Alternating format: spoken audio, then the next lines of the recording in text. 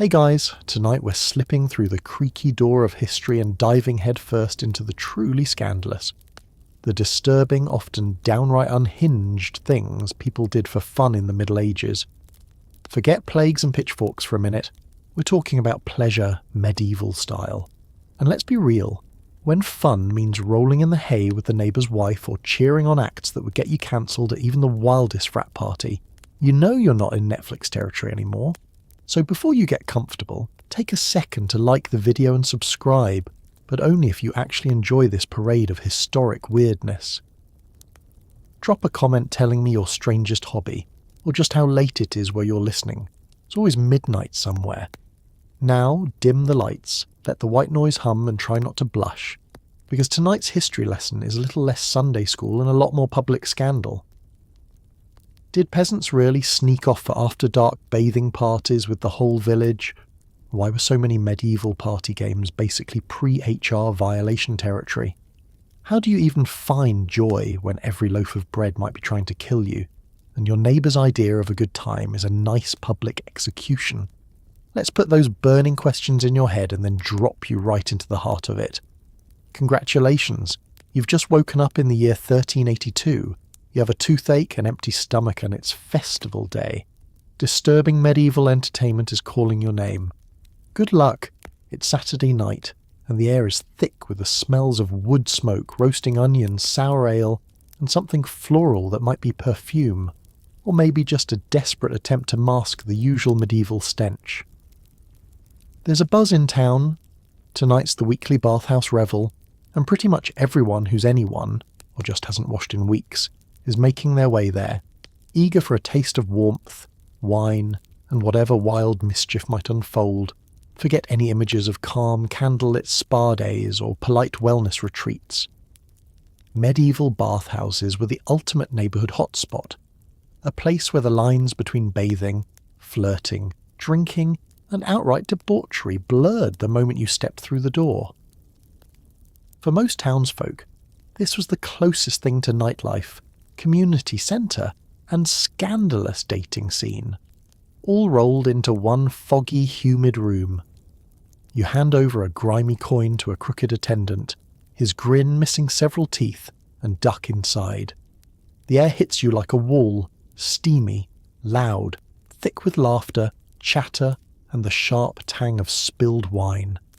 Rows of enormous wooden tubs stretch across the main hall, packed with townsfolk of every age and reputation, men and women together, stripped down to what little modesty and beer allows. The flicker of lanterns on wet skin, the raucous music and the swirling steam make it feel equal parts inviting and overwhelming. You scan the chaos. The town baker, red-faced and half-soaked, is splashing water at the butcher's daughter, who laughs just a bit too loudly and tosses her hair in mock outrage. In another tub, the local priest is blessing the wine, one arm draped over the shoulder of a giggling widow, who's definitely not there seeking spiritual guidance. Kids dart between the tubs, collecting empty goblets and gossip for their parents, while a trio of merchants try to outboast each other about who can hold their breath the longest. You claim a spot, skin prickling as you ease into the hot, murky water beside a pair of sisters who immediately rope you into their favourite game. Guess whose toes? The loser, they explain, has to chug a goblet of mead with their eyes closed, and then guess whose lap they're sitting on, guided only by touch and the giggles of the crowd. Already you can feel your cheeks flush, maybe from the steam, maybe from the company, or maybe from the sense that here anything can happen and probably will. Privacy, that's for nobles and the hopelessly shy. The rest of the town mingles, trading the latest gossip, swapping risque jokes, and placing bets on who will stumble home with whom by sunrise. As the wine flows and the heat builds, inhibitions melt away. Hair is let down, literally and figuratively, songs get bawdier, and the rules of polite society seem to dissolve into the steam. Before long, the games turn rowdier. Couples challenge each other to hold their breath underwater. Winner gets a kiss, loser gets a slap, but both get wet, while others escalate into medieval truth or dare, with dares that would make a modern HR department break out in hives. In one corner, a group plays Who Can Make the Priest Blush First, passing around jokes so outrageous that even the town jester covers his ears. Someone, always the local troublemaker, clambers onto a rickety bench, raising a dripping goblet and toasting to pleasure, to mischief, and to not being caught by the town bailiff tonight. This earns a round of applause, a few flying towels, and a new chorus of lewd suggestions for next week's festivities.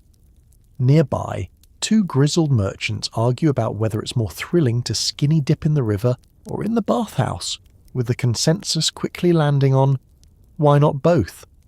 The church predictably despises these gatherings, declaring them dens of sin, temptation, and dangerous mingling. Of course, nothing stirs up curiosity like something forbidden, and attendance only swells with each new sermon railing against the baths of Babylon. For many, it's the one night of the week where status, propriety, and even shame seem to take a holiday. At some point you lock eyes with a beautiful stranger across the tub, a quick mischievous smile and arched eyebrow, and a pat on the water next to her is all the invitation you need. Suddenly you're sliding closer, heart pounding, face hot with more than just the steam. Laughter bubbles up all around, hands brush underwater, and somewhere nearby the town minstrel launches into a bawdy tune, his lyrics lost amid giggles, cheers, and the slap of water on wood. By the end of the night you're soaked, dizzy, a little scandalised, and pretty sure you've shared a towel with half the village, and maybe a goat. But hey, in medieval times this was the high life, a swirling, steamy carnival of gossip, games, and guilty pleasures, equal parts danger, excitement, and something you'll never ever admit at confession tomorrow. Looking for a crowd pleaser? Public executions were the medieval version of primetime TV, except instead of tuning in, you walked right up with your neighbours, grabbed a spot near the front and maybe bought a meat pie. Nothing gets the appetite going like a good old-fashioned hanging, beheading, or something with wheels and spikes. No spoilers, please. It's execution day, and the town square is buzzing with anticipation. You can feel it in the air, which is thick with the scent of sweat, stale ale, and roasted onions. The crowd gathers early, eager to claim the best seats, the ones close enough to catch every detail, but not so close that a stray piece of, well, anything lands on your shoes. Children climb up onto their parents' shoulders, merchants hawk their goods, and the local gossip network is running at maximum bandwidth. Forget Sunday brunch. This is where you catch up on all the news that matters, like who insulted the Lord's beard and which neighbour's chicken is missing. The condemned is marched through the crowd, flanked by guards who look equal parts bored and hungry. You and everyone else try to catch a glimpse. Is it someone you know? Maybe the guy who shorted you on firewood last winter? Or perhaps that mysterious stranger who never returned your borrowed bucket? The sense of communal curiosity is electric, and oddly, there's even a festival mood. Jesters might be cracking jokes, minstrels strumming away, and the baker is already sold out of his best meat pies. Medieval FOMO is real. Let's talk logistics. There's a raised platform, a handy scaffold, maybe a freshly sharpened axe glinting in the sun. If you're lucky, the local lord is in attendance, waving graciously to the crowd. His way of showing justice is being served, and also of reminding everyone that crime doesn't pay, but spectacle sure does. Some days it's a hanging quick, and, if the rope is the right length, relatively merciful.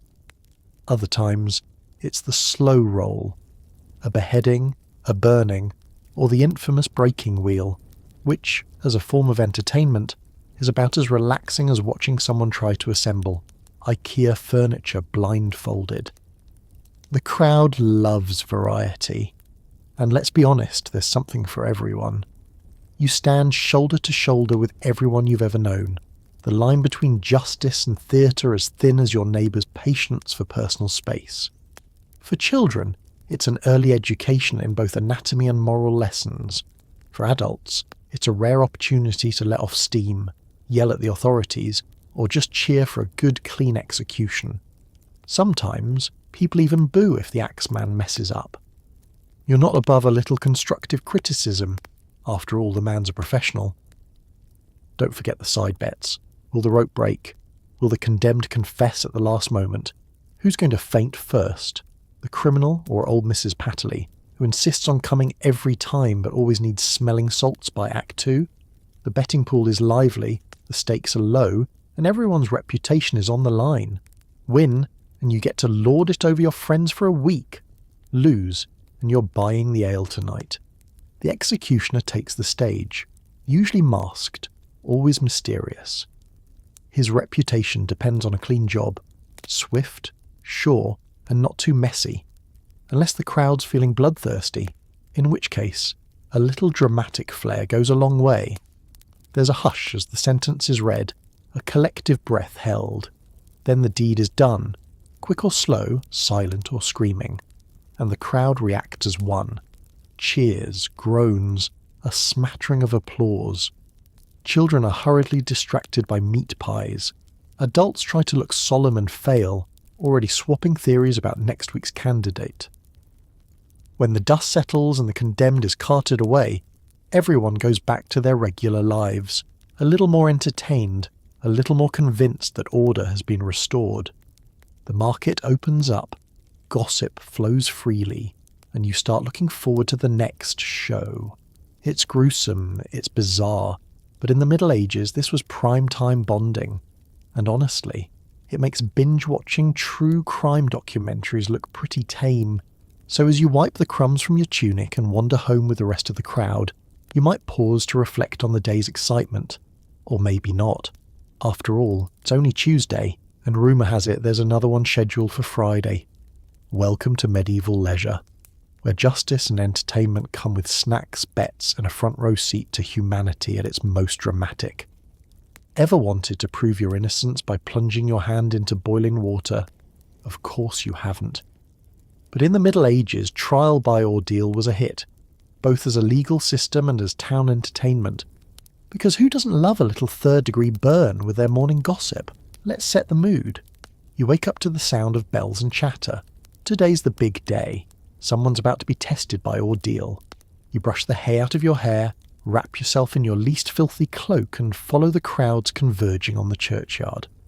The air is thick with anticipation, and the kind of excitement you only get when justice, superstition and physical danger meet for brunch. Some people bring a picnic, others bring prayers, everybody brings opinions. Trial by ordeal is less court of law, more medieval game show. Maybe you're there to watch the ordeal of boiling water. Here's how it works. A big cauldron of water is heated until it's bubbling like your aunt after too much mead. The accused, let's call him Tom because every medieval village had at least 3, stands beside it, hands trembling, eyes wide. The priest blesses the water, which does not, spoiler alert, make it any less scalding. Then Tom must reach in and retrieve a small stone or iron object from the bottom. The crowd leans in, hungry for both justice and spectacle. Now, imagine the sensory detail. The hiss of steam, the shimmer of heat, the sharp tang of nerves and sweat in the cold morning air.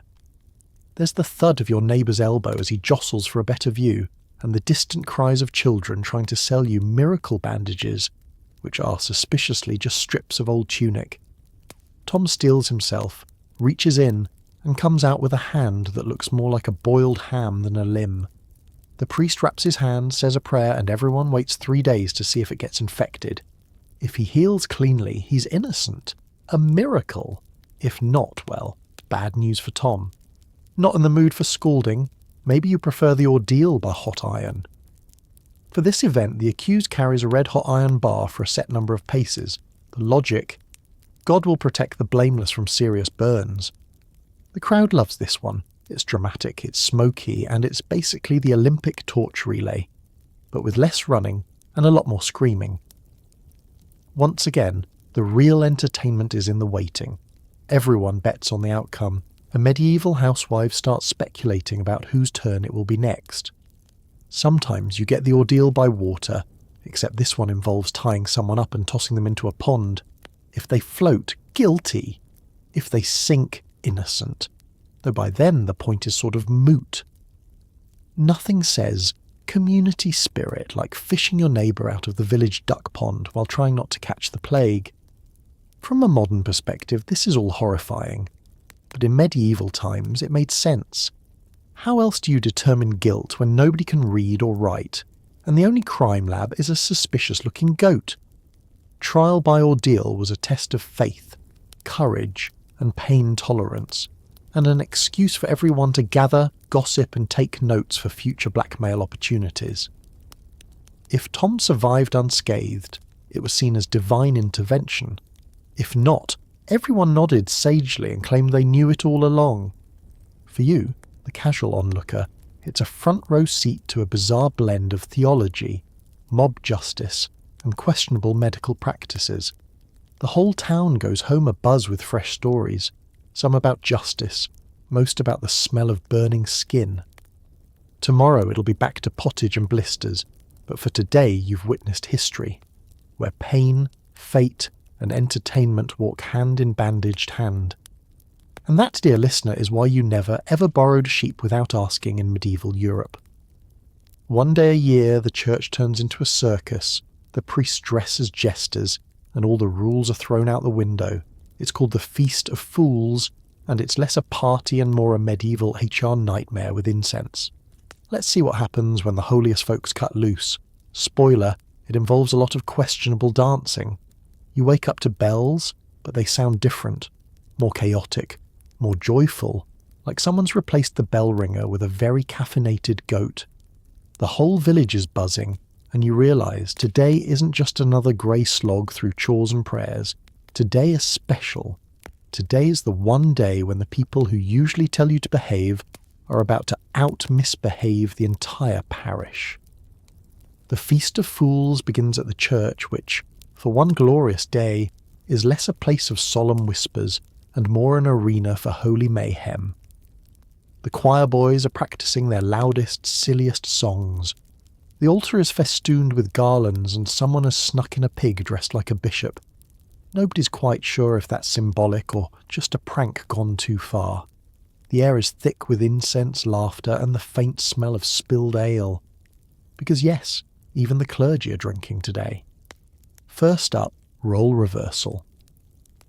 The youngest, most awkward-looking member of the clergy is crowned Lord of Misrule, the mock bishop or pope for the day. He sits on a throne that looks suspiciously like a repurposed chamber pot, wearing a hat that's half papal, half party store disaster. His first decree: everyone must speak in rhymes until noon, or risk being pelted with stale bread rolls. You try, you fail, and suddenly you're dodging carbohydrates like your life depends on it. Soon, the sacred turns truly silly. Serious priests don donkey ears.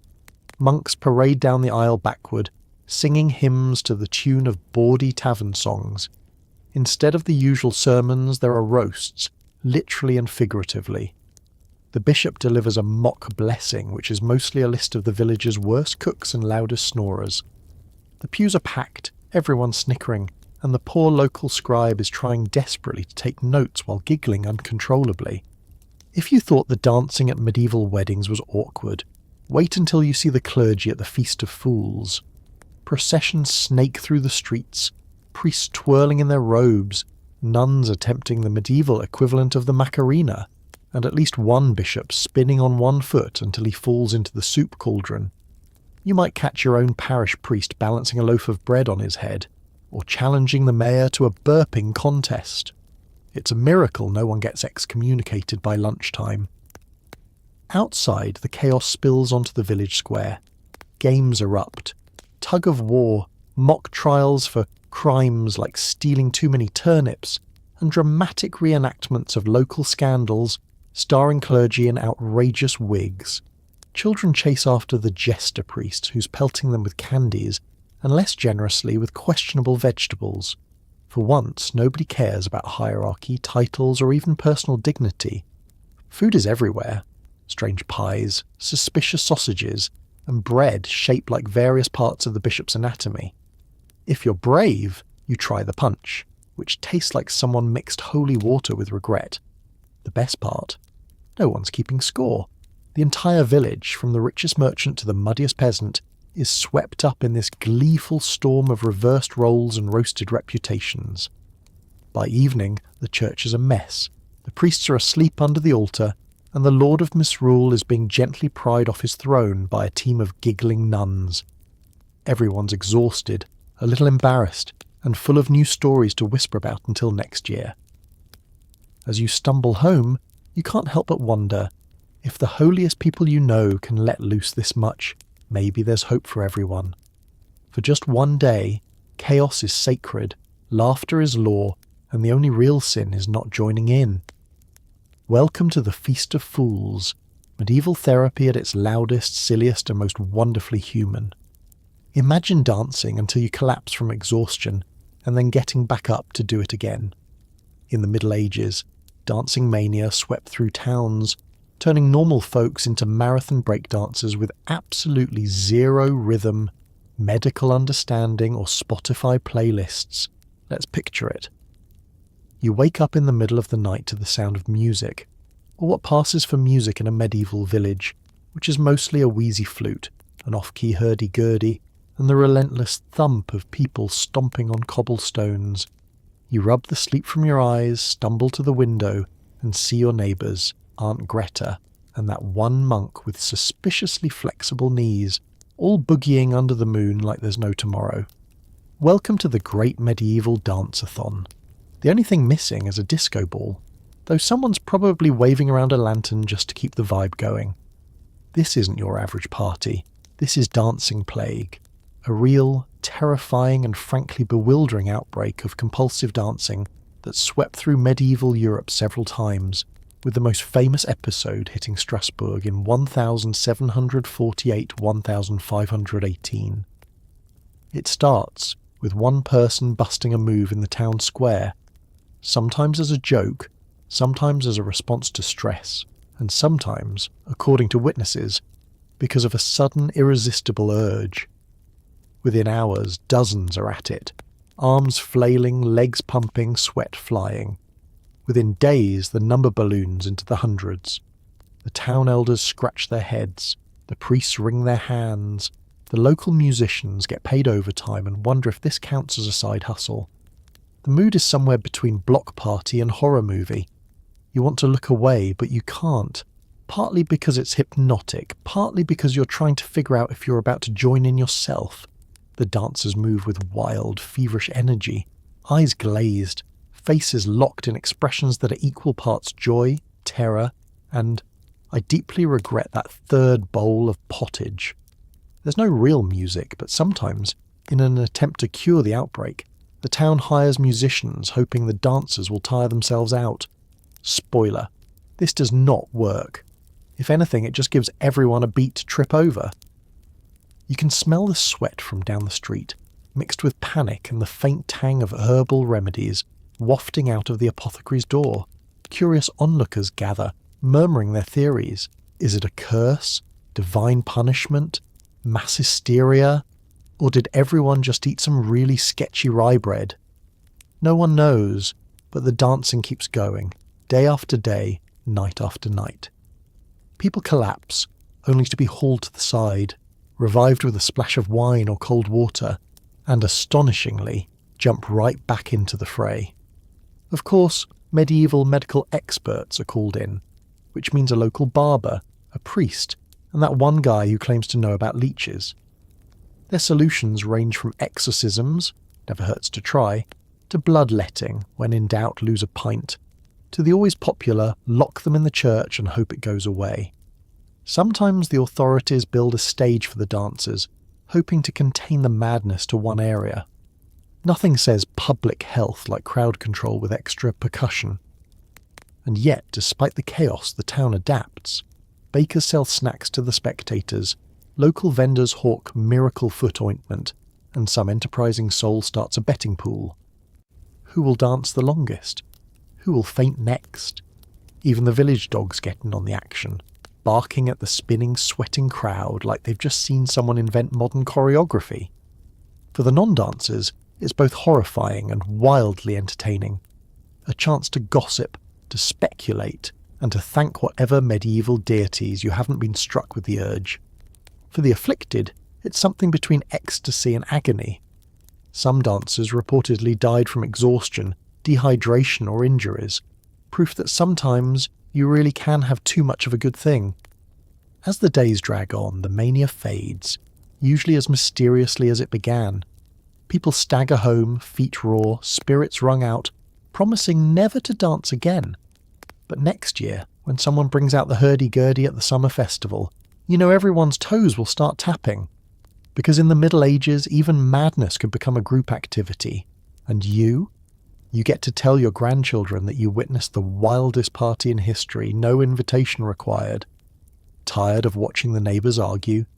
For a real thrill, the medieval crowd turned to cockfighting and dogfighting.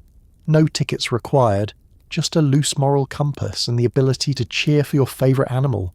Who needs YouTube drama when you have actual feathers flying? Let's set the mood. It's early evening in the village, and you're done with your chores. There's nothing good on, mostly because television won't be invented for another 6 centuries. But tonight, word spreads fast. There's going to be a cockfight behind the tavern, and for a special treat, a dogfight later if Old Man Hemley can keep his terrier from biting the butcher's leg before the main event. You grab your cloak, a handful of spare coins, and your best "I'm definitely not the town constable" expression. Time for medieval pay-per-view. You join a swelling crowd pressed into a muddy ring of trampled grass, the air thick with anticipation, sweat, and the lingering scent of spilled ale. The competitors, a pair of roosters, are on display, each one so fluffed up and furious it's a miracle their feathers don't burst into flames from sheer rage. Their owners strut around, bragging loudly about bloodlines and previous wins, the way modern sports fans drop statistics and questionable conspiracy theories. You get the sense that, for some people here, this is the closest they'll ever come to the thrill of a championship game, only with more beaks. The rules are simple. 2 birds enter, 1 bird leaves. Well, technically, both birds leave, but only one of them is still upright. Bets fly faster than the feathers as neighbours loudly wager bread, ale, and the occasional favour nobody wants to define too closely. The local wise woman even takes odds, all the while mumbling that the grey rooster has the devil's eyes. It starts with a blizzard of wings and screeches. Feathers drift down like sad confetti. Spectators lean in, shouting advice and curses in equal measure. Children cheer, adults place their bets, and somewhere at the back a monk pretends he's only there for moral observation. The fight is over in minutes, sometimes less. The losing rooster is hauled off by its owner, who swears vengeance at the next village fair, while the victor struts around like it's just been knighted by the king. If you think that's intense, just wait for the dog fights. Bigger animals mean bigger drama. 2 snarling dogs are brought to the ring, muscles straining, teeth bared. The handlers, hardened by years of questionable life choices, egg them on. There's shouting, laughter, and the not-so-gentle encouragement of a crowd hungry for something to talk about until the next harvest. You're caught up in the energy, the noise, the spectacle. For a brief, strange moment, you forget about the mud on your boots and the lice in your tunic. Let's not sugarcoat it. Medieval blood sports were as disturbing as they were popular, but to your average villager they offered a break from monotony, a shared thrill, and a weird kind of community bonding. Who needs board games when you can watch the local baker's spaniel take on the smith's bulldog, all while the local gossip spins new rumours with every bark and snap? There are rules, kind of. No poison, no weapons, and definitely no interfering, unless you want to face the wrath of every drunk peasant within earshot. Arguments break out, friendships are made or broken, and someone always leaves with an impressive black eye, sometimes human, sometimes canine. Once the dust settles and the crowd disperses, the animals are tended to, if they're lucky. The winners get scraps, the losers get comforted, and everyone else gets stories. You wander home, ears ringing, pockets lighter, thinking about the next match. Medieval life is short, hard, and sometimes brutal, but for a little while the village has found its own brand of excitement. So next time you complain about reality TV or get sucked into an online comment war, Just remember, your ancestors did it first, only with more barking, more feathers, and a lot fewer filters. Welcome to medieval blood sports, where the drama was always real, and so were the teeth. What's a party without a little entertainment? Enter the mummers and the mystery plays, medieval theatre troupes whose performances range from the religious to the ridiculous, sometimes both at once. Bonus points if the devil costume actually gives someone nightmares. You're standing in the village square, shifting from foot to foot on a surface that's equal parts mud and yesterday's discarded vegetable peels when you hear it. A trumpet blast, a clatter of hooves, and the unmistakable sound of grown men singing loudly off-key. The mummers have arrived, which means your day is about to get a lot weirder and, if you're lucky, only a little blasphemous. The stage is nothing fancy. Some borrowed planks, a sheet for a backdrop, and enough props to make you wonder if half the local market has gone missing. The cast? A ragtag group of farmers, apprentices, and the odd monk who just wanted to watch. Costumes are an adventure. Faded tunics, curtains repurposed as capes, and masks so terrifying they'd make a modern special effects team weep.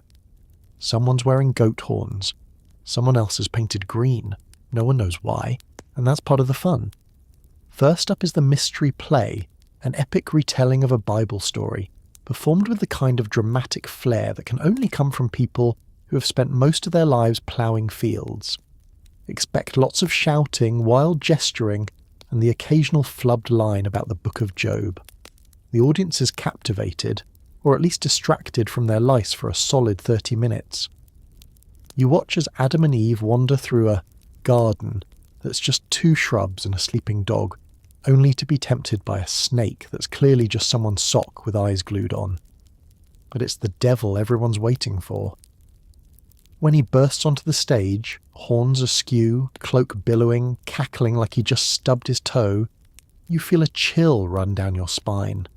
Children squeal, old ladies cross themselves, and the local miller throws a turnip in mock terror. The devil's job is to steal the show, literally. He snatches loaves of bread, chases the actors, and for good measure, leaps off the stage to menace the crowd. You're both thrilled and a little concerned that he seems to be enjoying this way too much. After the morality lesson comes the comedy. Here, the mummers let loose with bawdy jokes, slapstick antics, and songs that toe the line between playful and someone's definitely getting a lecture from the priest later. The humour is broad, think pratfalls, pies to the face, and jokes about turnips that frankly wouldn't pass for stand-up today. The crowd loves it. You laugh because everyone's laughing, and also because the alternative is to go home and listen to your neighbour complain about his goat again. There's always a sense that anything could happen. Maybe a fight breaks out over who gets to play the Virgin Mary. Maybe the angel falls off the makeshift balcony and lands in the soup. Maybe the script goes off the rails entirely, and the whole show devolves into an impromptu wrestling match between saints and sinners. Nobody cares. The messier it gets, the better the stories you'll have for next winter.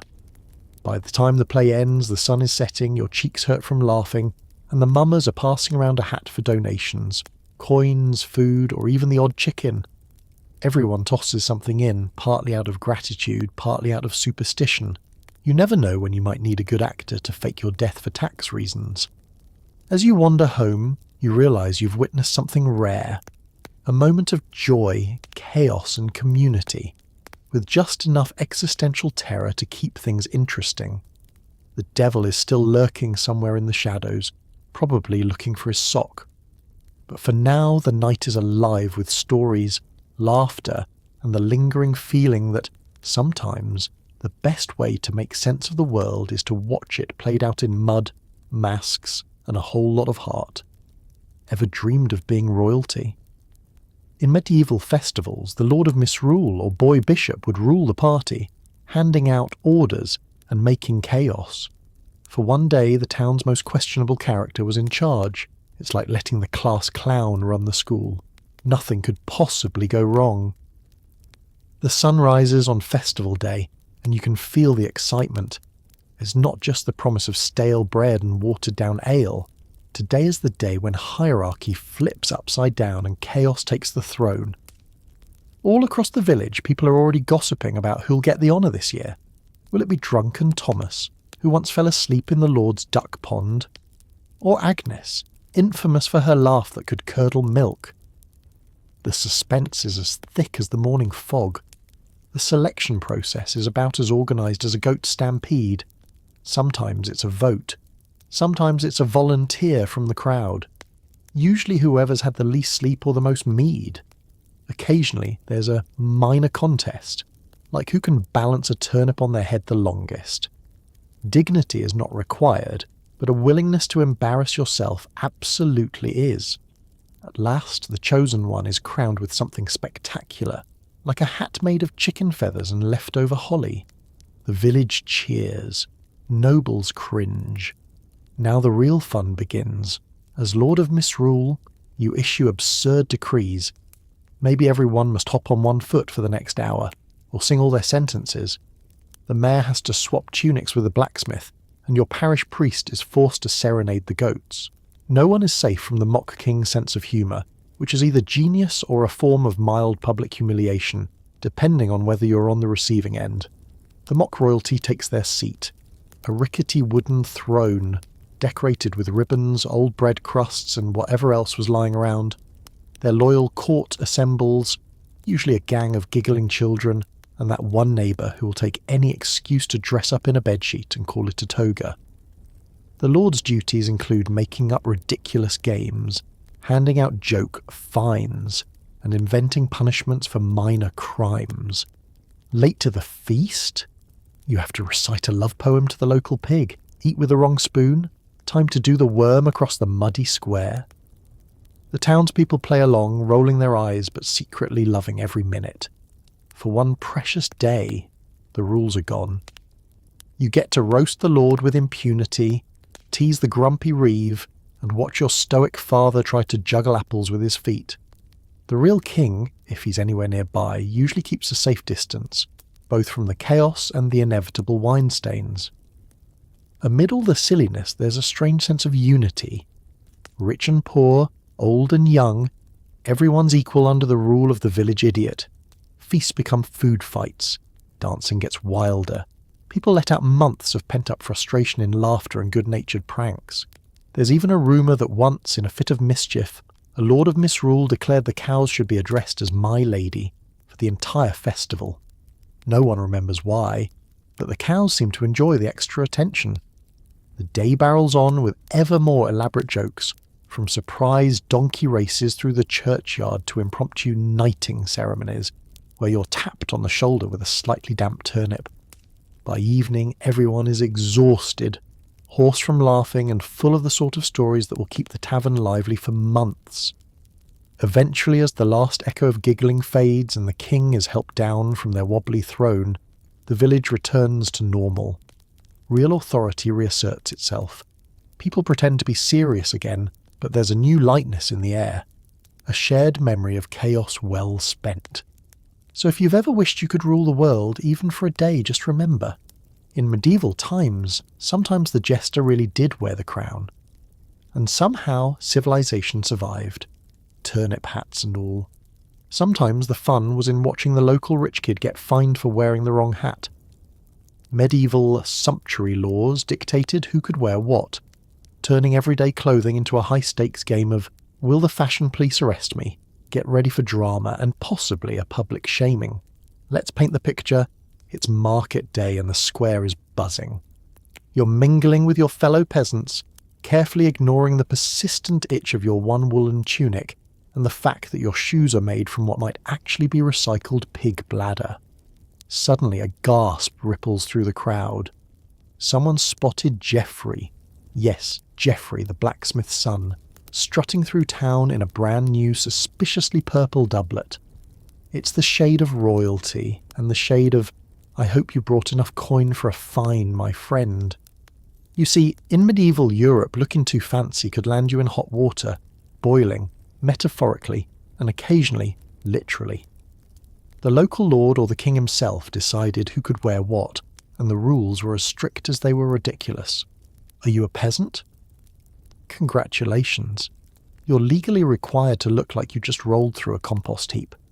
Only the nobility may wear fur, silk, velvet, or certain colours. Purple, only for the royal family. Gold embroidery, reserved for people who own actual castles. You, on the other hand, get mud brown and unidentifiable stain. The sumptuary laws were supposed to keep people in their place, socially, economically, and most importantly, visually. But they also turned everyday life into a spectator sport. There's nothing quite like the thrill of watching someone get caught in an accidental fashion faux pas. One day, the baker's wife is summoned before the village council because her new headscarf has a little too much lace. The next, the miller's cousin is fined a week's wages for boots that are altogether too pointy. You can practically hear the local gossips cackling behind their baskets. This fashion policing isn't just for the rich. Everyone gets to play. Local officials walk around with a checklist, scanning tunics and counting buttons. Did you accidentally buy an imported belt at the market? Off to the stocks you go, to be pelted with turnips and unsolicited advice about proper peasant attire. The town crier makes a special announcement, and you become the cautionary tale du jour. If you're lucky, your only punishment is a public shaming and a strongly worded lecture on the natural order of things. If you're unlucky, you lose your prized doublet and your dignity. For those bold enough to push the limits, fashion becomes a risky game. Some wealthy townsfolk try to cheat the rules, sneaking forbidden trims under their cloaks or dyeing their tunics at home using secret recipes. There's a whole underground world of contraband haberdashery. If you're caught, you can expect a fine, confiscation, or, if the authorities are feeling dramatic, a humiliating parade through the town. Imagine the excitement when Lady Marjorie, famous for her peacock-feathered slippers, is forced to march barefoot from the church to the tavern as punishment. No one remembers why the law was passed, but everyone remembers the parade. Modern fashion police might have Instagram and reality TV. Medieval towns had the stocks, a crowd with nothing better to do, and a list of sumptuary laws longer than the average winter. Drama was guaranteed. Even the priest joined in, sermonizing about the spiritual dangers of excess lace and sinful sock length. You never knew if your wardrobe would pass inspection, but you did know everyone was watching. So next time you stress about what to wear, imagine living in a world where your outfit could get you fined, shamed, or forcibly de-accessorized in public. Suddenly, your mismatched socks seem like a small price to pay for freedom. In the Middle Ages, fashion wasn't just about looking good. It was about survival, scandal, and occasionally the best entertainment the town had to offer. Feeling peaky? Why not gather friends for a nice communal bloodletting session? In the Middle Ages, health and horror often mingled, with leeches, knives, and a lot of polite small talk while someone drained your arm. Yes, it's wellness, medieval style. You know it's going to be a strange afternoon when your neighbour pops by and asks if you're coming to the bloodletting. You've been feeling off, tired, achy, a touch of the black bile, maybe too much yellow bile, or whatever bile is currently in fashion. The local barber surgeon, yes, the same person who cuts your hair, extracts your teeth, and occasionally sells questionable pies, has set up his tools beneath the big elm tree. Blankets are spread, bread is shared, and the faint scent of mint is in the air. It's a picnic if you ignore the open bowls of blood. The theory is simple and almost poetic in its absurdity. All illness comes from an imbalance of humours, those mystical bodily fluids that medieval medicine is obsessed with. Too sad, too much black bile, coughing. Clearly your phlegm is misbehaving. The solution for nearly any complaint. Open a vein, let the bad humour out, and hope you don't faint before lunch. You take your seat among friends and neighbours, rolling up your sleeve while the surgeon readies his tools. There's a faint clink as he lays out his knives, cups, and leech jars. The leeches are fat, wiggling, and probably having the best day of their lives. The knives look like they've never seen soap. Someone in the back is already pale just watching. Small children gather around, simultaneously fascinated and horrified, as grown adults try to act casual about having their wrists slit open in public. Conversation is light and oddly cheerful. How's your mother's gout? Oh, better since the last time she lost a pint. And the twins? Still covered in boils, but we're optimistic.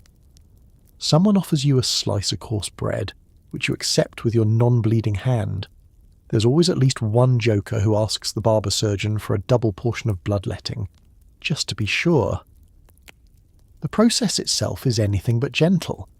The surgeon ties a strip of cloth around your arm, prods your veins, and with a flourish that suggests he's missed his calling as a street magician, opens up a nice shallow cut.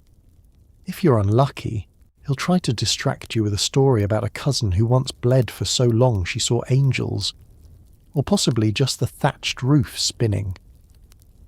Blood drips into a waiting bowl. The leeches, if used, latch on and do their work, leaving neat little bite marks you'll be showing off at dinner. While you're bleeding, there's plenty of time to reflect on life, mortality, and the questionable wisdom of medieval healthcare. Some folks genuinely believe the more blood you lose, the healthier you'll feel. Others are just in it for the company and the chance to sit in the shade. Either way, there's a peculiar camaraderie. Suffering, it turns out, is a group activity. Once the right amount of blood has been removed, there's no real science to this, just a vibe. Your arm is wrapped in a cloth that used to be white. Someone hands you a weak beer to restore your strength. The local wise woman bustles over to check your pulse and remind you to avoid dancing, farming, or sudden movement for the rest of the day. Doctor's orders. As the sun sets, you shuffle home, a little lighter in both body and spirit, clutching a dubious recipe for herbal tea. Sure, you're dizzy, but at least you're up to date on the village gossip and possibly down a couple of bad humours. The next day, if you're lucky, you'll feel better. If not, well, at least you've earned the right to complain in spectacular fainting fashion. So next time you feel a little under the weather, imagine inviting your friends over, rolling up your sleeves, and bleeding into a communal bowl beneath the trees. Wellness, medieval style. A little bit healing, a little bit horrifying, and always, always better with company. Bathing was rare, but when it happened, it was a whole event. Picture a packed, steamy room filled with naked strangers, heated gossip, and the occasional outbreak of plague. The bathhouse wasn't just for cleaning. It was for networking, romance, and risking your life for a brief feeling of cleanliness. The big bath day arrives, and for once the village actually smells, well, less like goats and more like wet hay. You and your neighbours line up outside the bathhouse, towels slung over your shoulders, nerves jangling. Bathing is a communal affair, so if you're shy, you'll want to check that at the door along with your grimy shoes and whatever dignity you have left. The bathhouse is an impressive structure, by medieval standards anyway, built of creaky wood, leaking steam and optimism. Inside, it's louder than the tavern on market day, with every cough and giggle echoing off the sweaty walls. You squeeze inside, greeted by a wave of humidity so thick it could pass for soup. The smell is complicated. There's wood smoke, lavender, stale sweat, old bread, and the faint hint of something that might be mould. Over by the big cauldron, a bath attendant is shoveling logs into the fire while simultaneously explaining why you should tip him with your best bread, not your worst. Baskets line the walls, overflowing with clothes, and at least one enterprising rat is making off with someone's undergarments. You shed your clothes and slip into the water. If you're lucky, the bath has been changed recently. If not, you'll be sharing a stew of last week's sins and someone's questionable herbal sachets. The water is warm, the air is thick, and everywhere you look, bodies of all shapes and sizes are crowded together, squabbling over elbow room and the best gossip. If you think modern small talk at the gym is awkward, try making it with your village priest, your local brewer, and 3 generations of the Miller family, all at eye level and all uncomfortably nude. Conversation flows faster than the bathwater. Who's getting married? Who's secretly feuding? Is old Agnes's rash contagious, or just an unfortunate colour? You find out who's been skimping on rent, who's fallen behind on penance, and who was seen sneaking into the scribe's hut after dark. There's flirting, boasting, business deals, and more than a few backhanded compliments about whose beard is coming in patchiest this year. Every so often, someone breaks out a musical instrument, usually a lute, sometimes just 2 spoons, and launches into a song about love, ale, or the last bathhouse fire. Everyone joins in, sometimes on purpose. But the bathhouse isn't all song and laughter. There's always a risk lurking beneath the suds. Rumours swirl that disease hides in the steam, waiting for a chance to pounce. Some folks mutter that you'll catch the plague if you stay in too long, or if you use the wrong herbal poultice. The wise woman sells protective charms for a few extra coins, usually just bundles of rosemary and wishful thinking. Still, the threat does little to dampen spirits. If anything, it makes the conversations more dramatic and the splashing more enthusiastic. Occasionally, the bathhouse turns into a romantic rendezvous spot, especially after dark when the wine flows and the lights dim. Lovers exchange glances across the tub, secret notes are passed under the water, and more than one marriage proposal, and subsequent refusal, takes place while someone is scrubbing behind their ears. It's the medieval version of speed dating, just with a higher risk of trench foot. By the end of the night, you emerge cleaner, slightly dizzy, and absolutely up to date on every piece of village news. You grab your slightly damp, hopefully rat-free clothes, and re-enter the chilly world outside. Sure, you might have picked up a new friend, a romantic rival, or a mysterious rash, but for a few hours, you are at the social centre of medieval life. So next time you step into your private shower, remember, your ancestors did it together, surrounded by neighbours, news, and the occasional outbreak. The bathhouse, where you risked your health, your secrets, and your last slice of bread, all in the name of feeling almost clean. You know those moments when someone at karaoke picks the wrong song and everyone gets uncomfortable? Medieval parties had entire songbooks full of that energy, lewd lyrics, innuendo, and verses that would get you kicked out of a modern wedding. It's festival night. The candles are flickering, and the ale is flowing faster than last winter's flood. You've just survived the dancing, the food, and possibly a minor incident involving turnip juggling. Now comes the main event, singing. But don't expect polite rounds of green sleeves. Instead, you're about to experience medieval karaoke, the kind where the lyrics are as sharp as a tanner's knife and twice as filthy. The hall is packed, the fire roaring, and the crowd is in that magical state where nobody can feel their own toes. The host, cheeks red and eyes sparkling, stands up and announces the singing will begin. No pressure, but everyone's expected to join in. If you're shy, too bad. Here comes a mug of ale and a nudge from your neighbour. The songbook is passed around, though book is a generous term for a stack of grubby pages tied with string and marked with mysterious stains. Still, the tradition is sacred. When your turn comes, you stand, you sing, and you hope your mother isn't in the audience. The first tune is innocent enough, something about the joys of harvest. But by verse 2, someone in the back has already changed the words to something about the miller's daughter, the baker's rolling pin, and activities that would make the local priest faint. The audience erupts in laughter and appreciative hoots. It's not just allowed, it's expected. You quickly learn that nothing is off limits. Love, marriage, body parts, bodily functions and farm animals all make regular appearances, often in the same chorus. The more creative or intoxicated the singer, the more outrageous the lyrics. There are call and response songs, where one group shouts a question, "Who's the filthiest in the land?"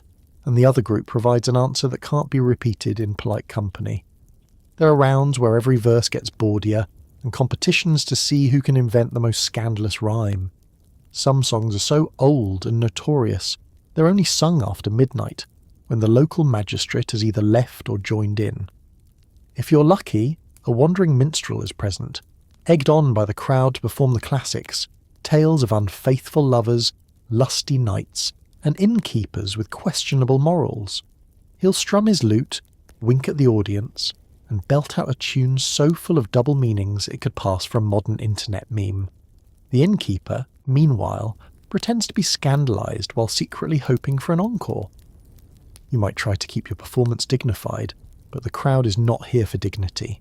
If you botch a verse or lose your place, they'll heckle you with new lyrics on the spot, most of which involve goats. If you sing well, someone will immediately challenge you to sing something even dirtier. No matter what, by the end of your song, you're blushing, laughing, and feeling just a little more like part of the community. Bawdy songs and dirty ditties weren't just entertainment, they were a pressure valve for a hard, hungry life.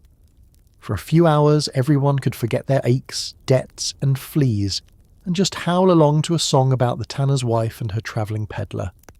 The church might frown, the old folks might tut, but even they can't hide a smile when the chorus gets going. As the night winds down and the songs get softer, or at least more slurred, you stagger home humming verses you'll deny in the morning. Your ears are ringing, your throat is raw, and your reputation may or may not survive the week. But that's medieval karaoke for you. Raucous, raunchy, and exactly what everyone needs to survive another year of mud, misery, and unrequited love for the brewer's son.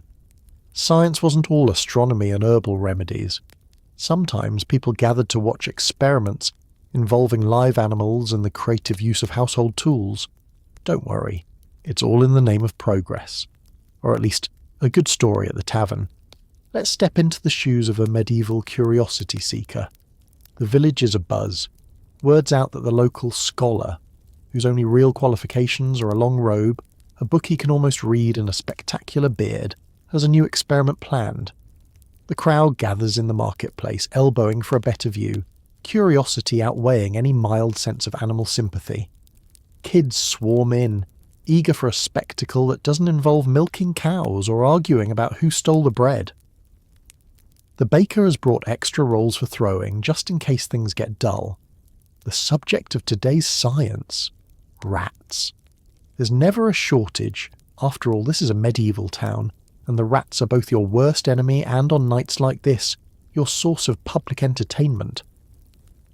The experiment begins with the scholar announcing his intentions: to test whether rats can find their way through a homemade maze, constructed from discarded planks and someone's ruined boots, or to demonstrate the effects of various remedies on the local rodent population. Spoiler: nothing ends well for the rats. As the scientific process unfolds, the audience shouts suggestions. Try the cheese, Master Julian. Put two rats together, let's see if they fight. You'd like to think these are budding scientists, but mostly they're just bored. And bored people in the Middle Ages are never good news for the animal kingdom. Some folks claim these experiments help ward off plague or prove how clever their cat is by comparison. Others are just hoping for a mess. Sometimes the experiments get even stranger. There are rat races with tiny bets placed on which animal will scurry through the obstacle course fastest. Hint, it's never the one you pick. Other times the event devolves into the dreaded rat torture, where unfortunate rodents are subjected to the creative applications of hot coals, water buckets, or contraptions that would make even modern horror fans squirm. The scholar, eager to maintain his authority, assures the crowd this is all for the pursuit of knowledge, or at least to figure out if rats prefer barley over oats. Let's not pretend the crowd is innocent. Children press forward, wide-eyed and shrieking at every squeak. Adults wager coins, bread, or even chores on the outcome. Even the town priest is there, ready to claim any discoveries for the greater good, and secretly hoping to use the findings in his next sermon on the dangers of sin. The event, horrifying as it sounds, is one part public spectacle, one part amateur science, and all parts medieval. If the experiment succeeds, which is defined here as everyone going home with a new story, the scholar basks in applause, his reputation temporarily elevated. Sometimes he'll write his findings on a scrap of parchment, complete with wild illustrations that make the rat look suspiciously like the Lord's dog. These findings might circulate, sparking similar scientific endeavours in the next village over, usually with more rats and less supervision. Of course, not every experiment is a nightmare for the rats. Sometimes the scholar attempts to heal them with herbal poultices, chanting prayers, or tying tiny amulets around their necks. The results? Mixed, at best, and definitely not peer-reviewed. But the real outcome is always the same. The crowd leaves entertained, and medieval science marches forward, one bewildered rodent at a time. On your way home, you overhear new theories being spun. Perhaps rats are magical, or maybe they're spies for the neighbouring village. The truth is irrelevant. What matters is you witnessed history, learned absolutely nothing, and have enough conversation fodder for the next week. In the Middle Ages, curiosity killed the rat, but it kept the crowd coming back for more. Step right up and have your palm read, your head measured, or your future predicted by someone with absolutely no credentials. Medieval fortune-telling was part entertainment, part superstition, and all fun, until someone accused you of witchcraft. Let's wander through a typical medieval fair. The stalls overflow with root vegetables, questionable cheese, and enough mud to host an Olympic event. But tucked between the pie seller and the man hawking eel on a stick, there's a crowd forming around a small tent draped in moth-eaten velvet. Smoke pours out of the entrance. Or maybe it's just the fortune-teller's attempt at atmosphere with damp straw and an overzealous incense burner. Inside, the village seer awaits. Part mystic, part con artist, all confidence. They might be an old woman with wild hair and a collection of shiny stones, or a travelling doctor who insists the bumps on your head reveal your destiny. For a copper or two you can have your palm read, your dreams interpreted, or your birthmark examined for signs you're destined for greatness, or at least for a good harvest. The process is half ritual, half improv comedy. You hold out your hand, and the seer traces your lifeline with dramatic flair, frowning thoughtfully. You will marry someone, someday, maybe. For extra effect, they might toss a handful of beans or bones onto the table and read the pattern. Spoiler! It always means change is coming, because in medieval Europe, change is the only guarantee. The crowd eats it up, snickering as the local butcher is told he'll travel far and encounter many pigs. Palmistry isn't the only game in town. Head measuring, or phrenology, as it would be called centuries later, makes an appearance, usually with alarming accuracy if your head is especially lumpy. Some fortune-tellers read faces, moles, or even the shape of your ears. One particularly enterprising psychic offers fortune chickens. Whichever grain the chicken pecks at first decides your fate for the season. You watch as Old Man Blanchard's chicken heads straight for the oats, and everyone congratulates him on his impending windfall, or at least a decent breakfast. But the fun doesn't stop with the tent. Superstition is everywhere, woven into the fabric of daily life. Birds flying north, good luck. Cats crossing your path, bad luck, unless it's your cat, in which case slightly better luck but still worth a prayer. People read omens into everything, the way bread cracks, how a candle flame flickers, or the pattern of rain on the roof. The world is an endless, anxiety-inducing game of what does this mean? Every sneeze, stumble, and odd-shaped vegetable could be a message from above. At every fair, someone claims to have the gift. Maybe it's the local wise woman who reads the patterns in spilled salt, or a foreign traveller with tarot cards nobody can pronounce. People gather, wide-eyed, to hear predictions about marriage, harvest, or whether the plague will skip their house this year. Children dare each other to enter the tent, convinced the fortune-teller can see what really happened to the mayor's missing chicken. For a moment, magic feels real. And who doesn't want a bit of magic after another year of mud, famine, and communal bloodletting? Of course, there's a catch. Sometimes fortune-telling gets a little too accurate or a little too weird. Someone predicts rain, and it rains. Someone warns of death, and the Lord's least favourite cousin catches a cold. Whispers start. Is the fortune-teller gifted or dangerous? Suspicion spreads. The same villagers who laughed at the seer a week ago are now avoiding eye contact and muttering about witchcraft. The fair ends with a nervous edge, and the local priest schedules an emergency sermon on the dangers of dabbling. But for most, fortune-telling is a beloved, harmless part of medieval fun. It's a chance to dream, to gossip, and to believe, just for a minute, that you might have some control over fate. You leave the tent with a mysterious warning, a new story, and if you're lucky, the knowledge that your next year will be full of unexpected surprises. In medieval Europe, that's as close to hope as you're going to get. If you're noble, nothing says leisure like charging at another armoured man with a giant stick for fun and prizes. For everyone else, it's an excuse to gather, drink, and hope nobody's helmet flies into the crowd. Please keep your hands, feet, and medieval snacks inside the viewing area. The jousting tournament is the Super Bowl, Oscars and county fair all rolled into one, only with more broken bones and fewer acceptance speeches. The announcement goes out days in advance. Banners go up. The local blacksmith works overtime, hammering out enough armour to make everyone walk like a wind-up toy. If you're a peasant, you're mostly just excited for the free bread and a chance to gawk at the nobility pretending to be superheroes. The day arrives. You and your fellow villagers trudge to the field, muddy boots and all, and try to find a spot with a good view, preferably one where you won't get trampled if things go sideways. The air buzzes with excitement, the smell of roasting meat, and the occasional whiff of horse that reminds you why everyone wears so much lavender. Vendors hawk their wares, sausages, mead, and, for the daring, something called festival cheese, which is mostly mystery and regrets. Children run wild, adults place bets, and everyone pretends to understand the rules. Then the knights appear, shining, or at least trying to shine, in their plate armour, each with a crest more elaborate than the last.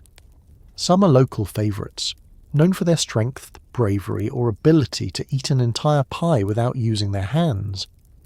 Others are visiting nobles, looking to impress the crowd and maybe win a few favours from the onlooking ladies. The horses are the true professionals here, snorting, stamping, and rolling their eyes as if to say, "Not this again." The tournament begins with a fanfare that's equal parts trumpets and chaos. The knights line up on opposite sides of the tilt, their lances raised, faces hidden behind visors.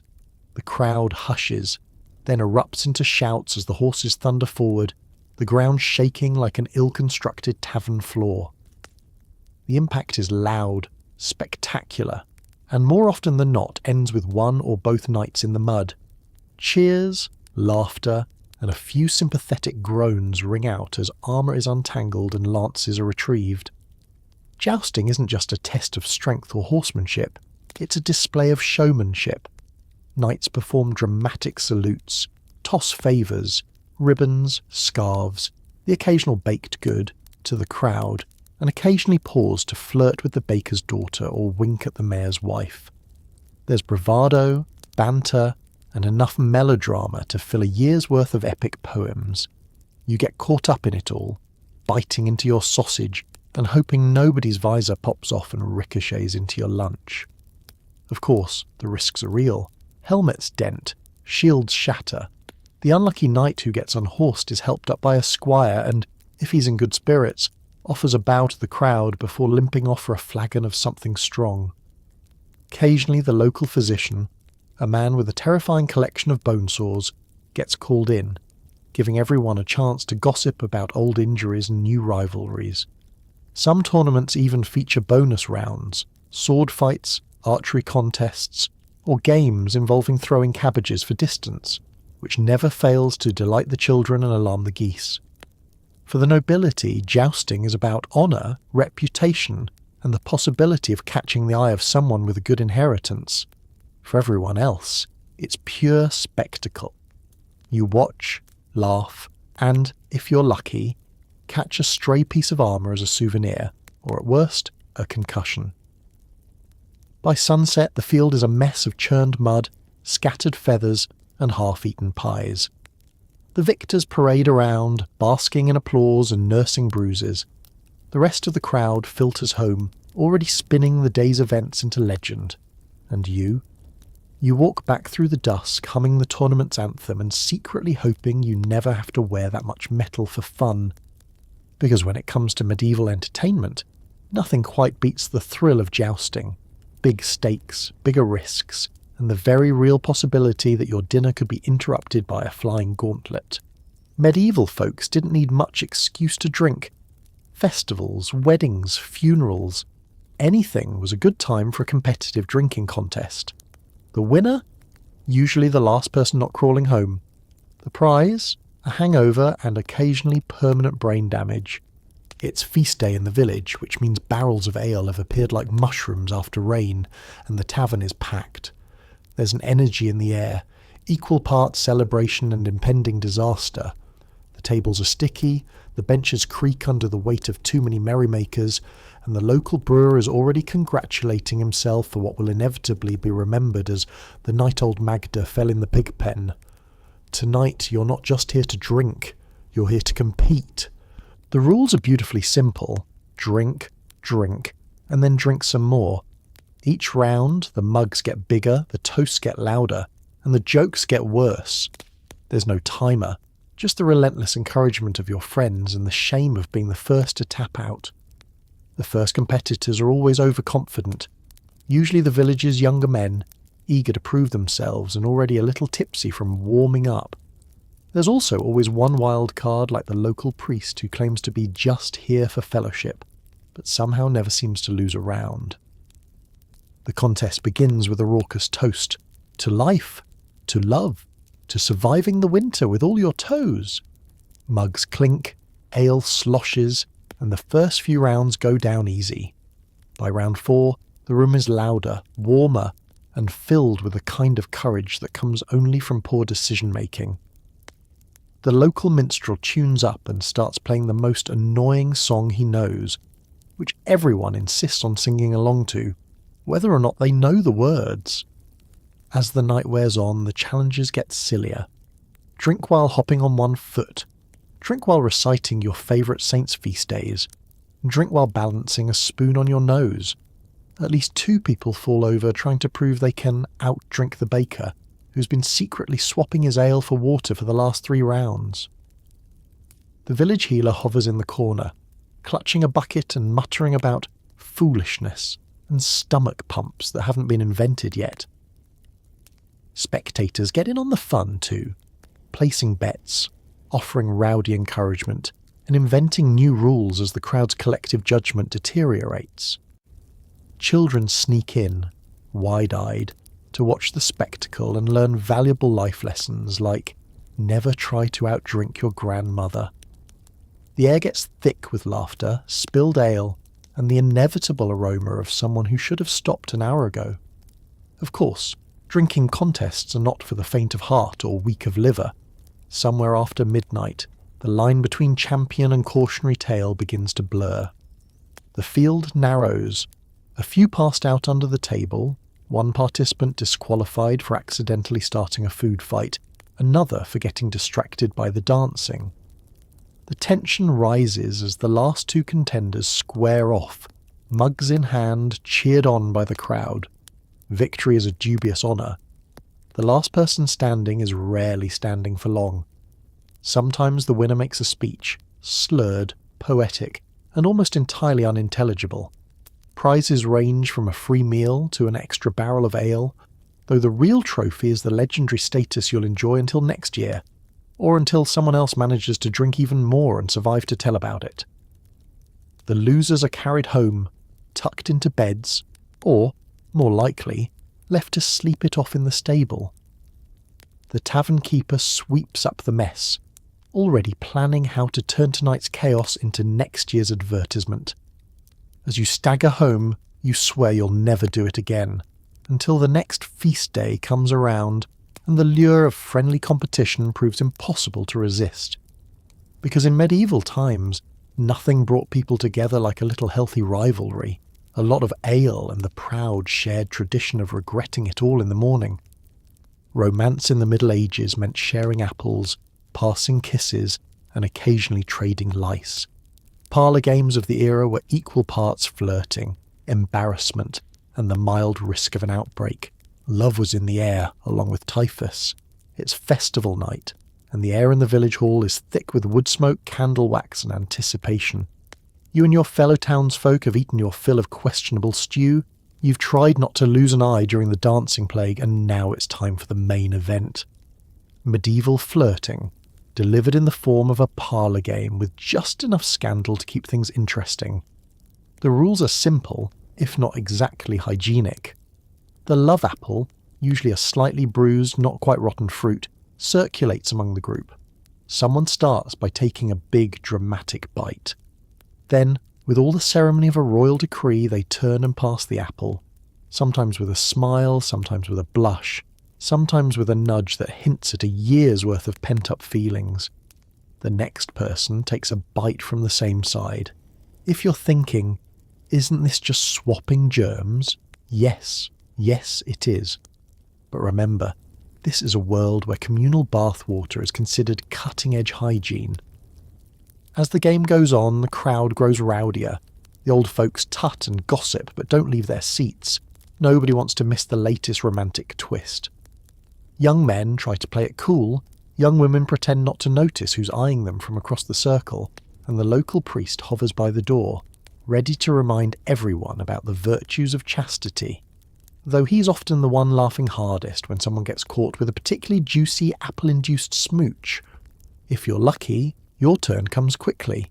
If not, you watch as the apple, now a little less apple, and a lot more community chew toy, makes its slow, suspenseful rounds. Sometimes things escalate. The person who receives the apple must give a kiss, recite a poem, or complete a silly challenge, like balancing the fruit on their nose or declaring undying love for the local pig farmer.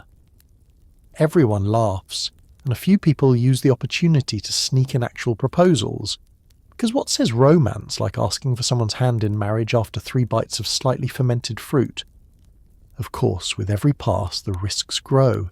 There's the obvious danger of a mild cold, or, in extreme cases, a family of lice migrating from one head to another. But more dangerous still is the risk of heartbreak, or worse, social disaster. Nothing stings quite like being skipped by your crush, or having to bite the apple after the goat boy, who just sneezed directly on his sleeve.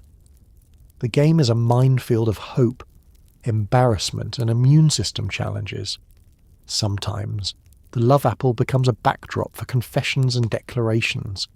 A particularly bold suitor might take a bite, stand up, and serenade their chosen love interest with a bawdy song. See Bawdy Songs and Dirty Ditties, medieval karaoke night for examples. Or a shy girl might use the excuse of the game to whisper a secret to the baker's apprentice.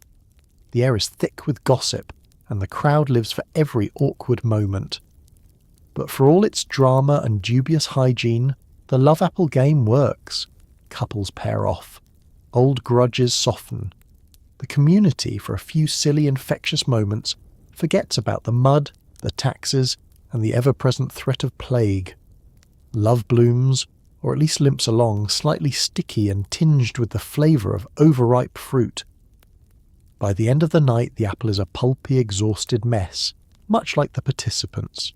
Couples wander into the night, arm in arm, already plotting next year's games, and you walk home with the memory of a risky, laughter-filled night, and maybe a new crush, or at the very least a strong desire to invent medieval mouthwash. Love, medieval style, slightly gross, always hopeful, and never, ever boring. Who needs Vegas when you have a pair of sheep knuckle bones and a room full of peasants betting everything from bread to dignity? Gambling dens popped up everywhere, with stakes ranging from coin to, in rare cases, body parts. Lucky you, it's a cold night in the village tavern. The fire crackles, the ale flows, and you know exactly where to find the crowd, hunched around a battered wooden table, shouting, swearing, and occasionally praying. This is no ordinary game night. This is the local dice den, where fortunes are made, lost and made up again in the retelling. The dice aren't the neat plastic cubes you might know. These are knuckle bones, usually from a sheep or goat, worn smooth from years of handling and whispered luck. The rules? Easy enough for a child to learn, tricky enough to ruin an adult's reputation. Place your bet, a coin, a loaf of bread, your mother-in-law's favourite chicken, and take your turn. The bones rattle across the table, bouncing off tankards, landing with a clatter that has everyone leaning in.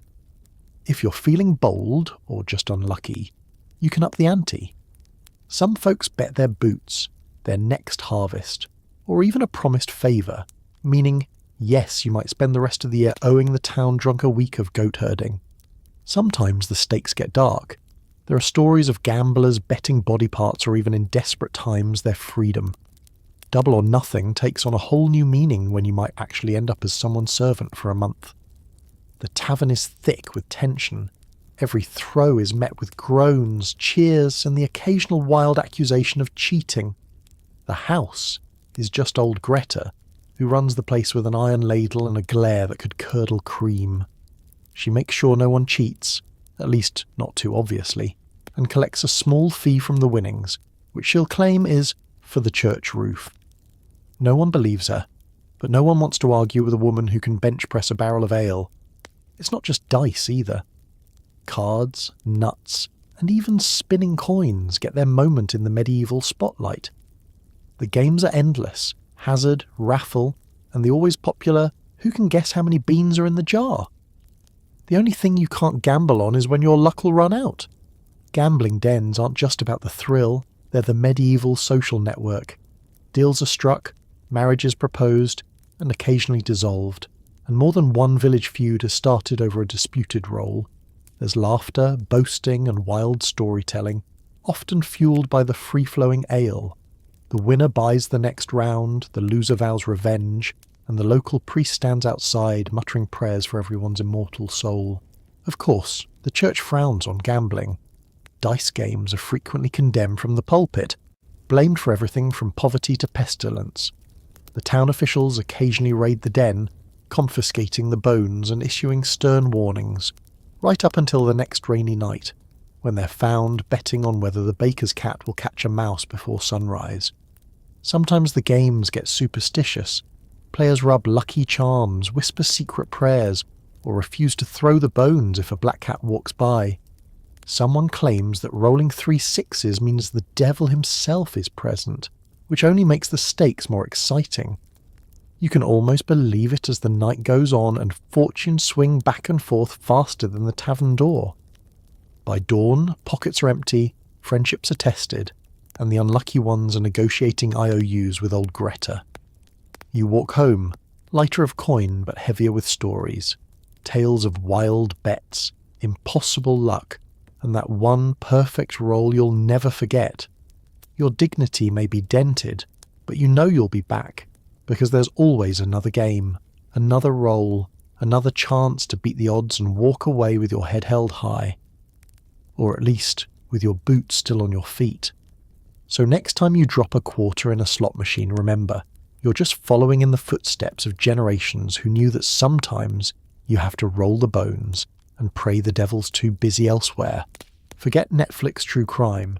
If someone in the village was accused of a crime, the townsfolk sometimes took justice into their own hands, public shaming, dunking, or worse. All while the neighbours watched and placed bets on the outcome. Community spirit at its finest. It's a quiet afternoon, until suddenly it isn't. You hear the bell clanging, people shouting, and within minutes, the entire village has migrated to the main square. No one knows exactly what happened yet, but that's never stopped anyone from joining a crowd. Word travels faster than the town's one good horse. Someone's been accused of stealing, lying, or maybe just looking shifty at the wrong moment. Doesn't matter. Tonight, justice will be loud, messy, and very, very public. The trial is held right in the open, usually with more shouting than evidence. The local magistrate might try to keep order, but mostly he's just another spectator with slightly better shoes. Witnesses come forward, everyone from old Maud, who saw something out her window, to the village children, who are certain the accused was up to no good because he once stepped on a frog. You and your friends elbow for a better view. The air is thick with the smell of sweat, excitement, and a little bit of fear. Once the verdict is all but decided, spoiler, it usually is, it's time for punishment, medieval style. Public shaming tops the list. Maybe the accused is paraded around the square with a sign around their neck. I stole bread. Or I kissed the miller's pig. The crowd is invited to jeer, toss vegetables, and in especially creative villages compose songs about the crime to be performed at the next festival. You'd be surprised how catchy the Ballad of Stinky Geoffrey can be after a few rounds of ale. If the crime is considered serious, or if the crowd is feeling extra lively, it's time for a dunking. The accused is strapped to a rickety wooden chair, hauled to the nearest pond and dropped in, ideally before the ducks can escape. The villagers cheer, place bets on how long it'll take before the criminal comes up spluttering, and swap tips on the best way to get pond scum out of a tunic. Sometimes the process repeats until everyone's satisfied, or until someone remembers it's time for supper. Other punishments are even stranger. There's the infamous Scold's Bridle, a metal mask designed to shame gossips and troublemakers, complete with a bell to alert everyone nearby that the wearer has been naughty. Or the Stocks, a set of wooden boards with holes for your hands and head, ensuring you spend a few hours at the mercy of every passing neighbour, loose chicken, and of course, bored children armed with cabbages. The goal is humiliation, not just for the accused, but for their entire family. After all, nothing says social bonding like watching your uncle get pelted with yesterday's turnips. The spectacle doesn't stop at punishment. It's a full-on village event. Vendors sell pies, gossip flows, and people take mental notes for future accusations. Did you see how fast Margaret threw that tomato? Suspicious. You can't help but get caught up in the atmosphere, a mix of justice, theatre, and that special kind of glee only possible when everyone else's misery guarantees your own temporary safety. Of course, sometimes things get out of hand. Mobs have a way of going further than anyone intends. What starts as public shaming can spiral into real violence, especially if old grudges surface. A few times a year, the local priest gives a sermon about mercy and forgiveness, but the crowd usually just wants to see a good show. After all, who needs a justice system when you have community enthusiasm and an unlimited supply of overripe fruit? By the end of the day, the crowd disperses. The criminal is released, soaked, humiliated, and possibly plotting quiet revenge. The villagers drift home, full of righteous satisfaction and new stories to whisper over supper. You head back, grateful it wasn't your turn, and a little more careful about your own behaviour. Because in medieval times, the best way to avoid becoming tonight's entertainment was to blend in, keep your head down, and maybe, just maybe, never steal bread from someone who knows all the best rhymes. Ever looked at a plate of suspicious jelly and thought, why? In the Middle Ages, food at feasts was often a spectacle. Whole animals, bizarre puddings, and food dyed colours that don't exist in nature. Bonus points for eating it without showing fear. The banquet hall is buzzing. Long tables groan under the weight of so much food it could feed a small kingdom. Or at least keep the kitchen staff busy for a week. Tapestries flutter. Candles drip wax onto every available surface. And somewhere in the background, a lute player does their best to drown out the sounds of slurping and burping.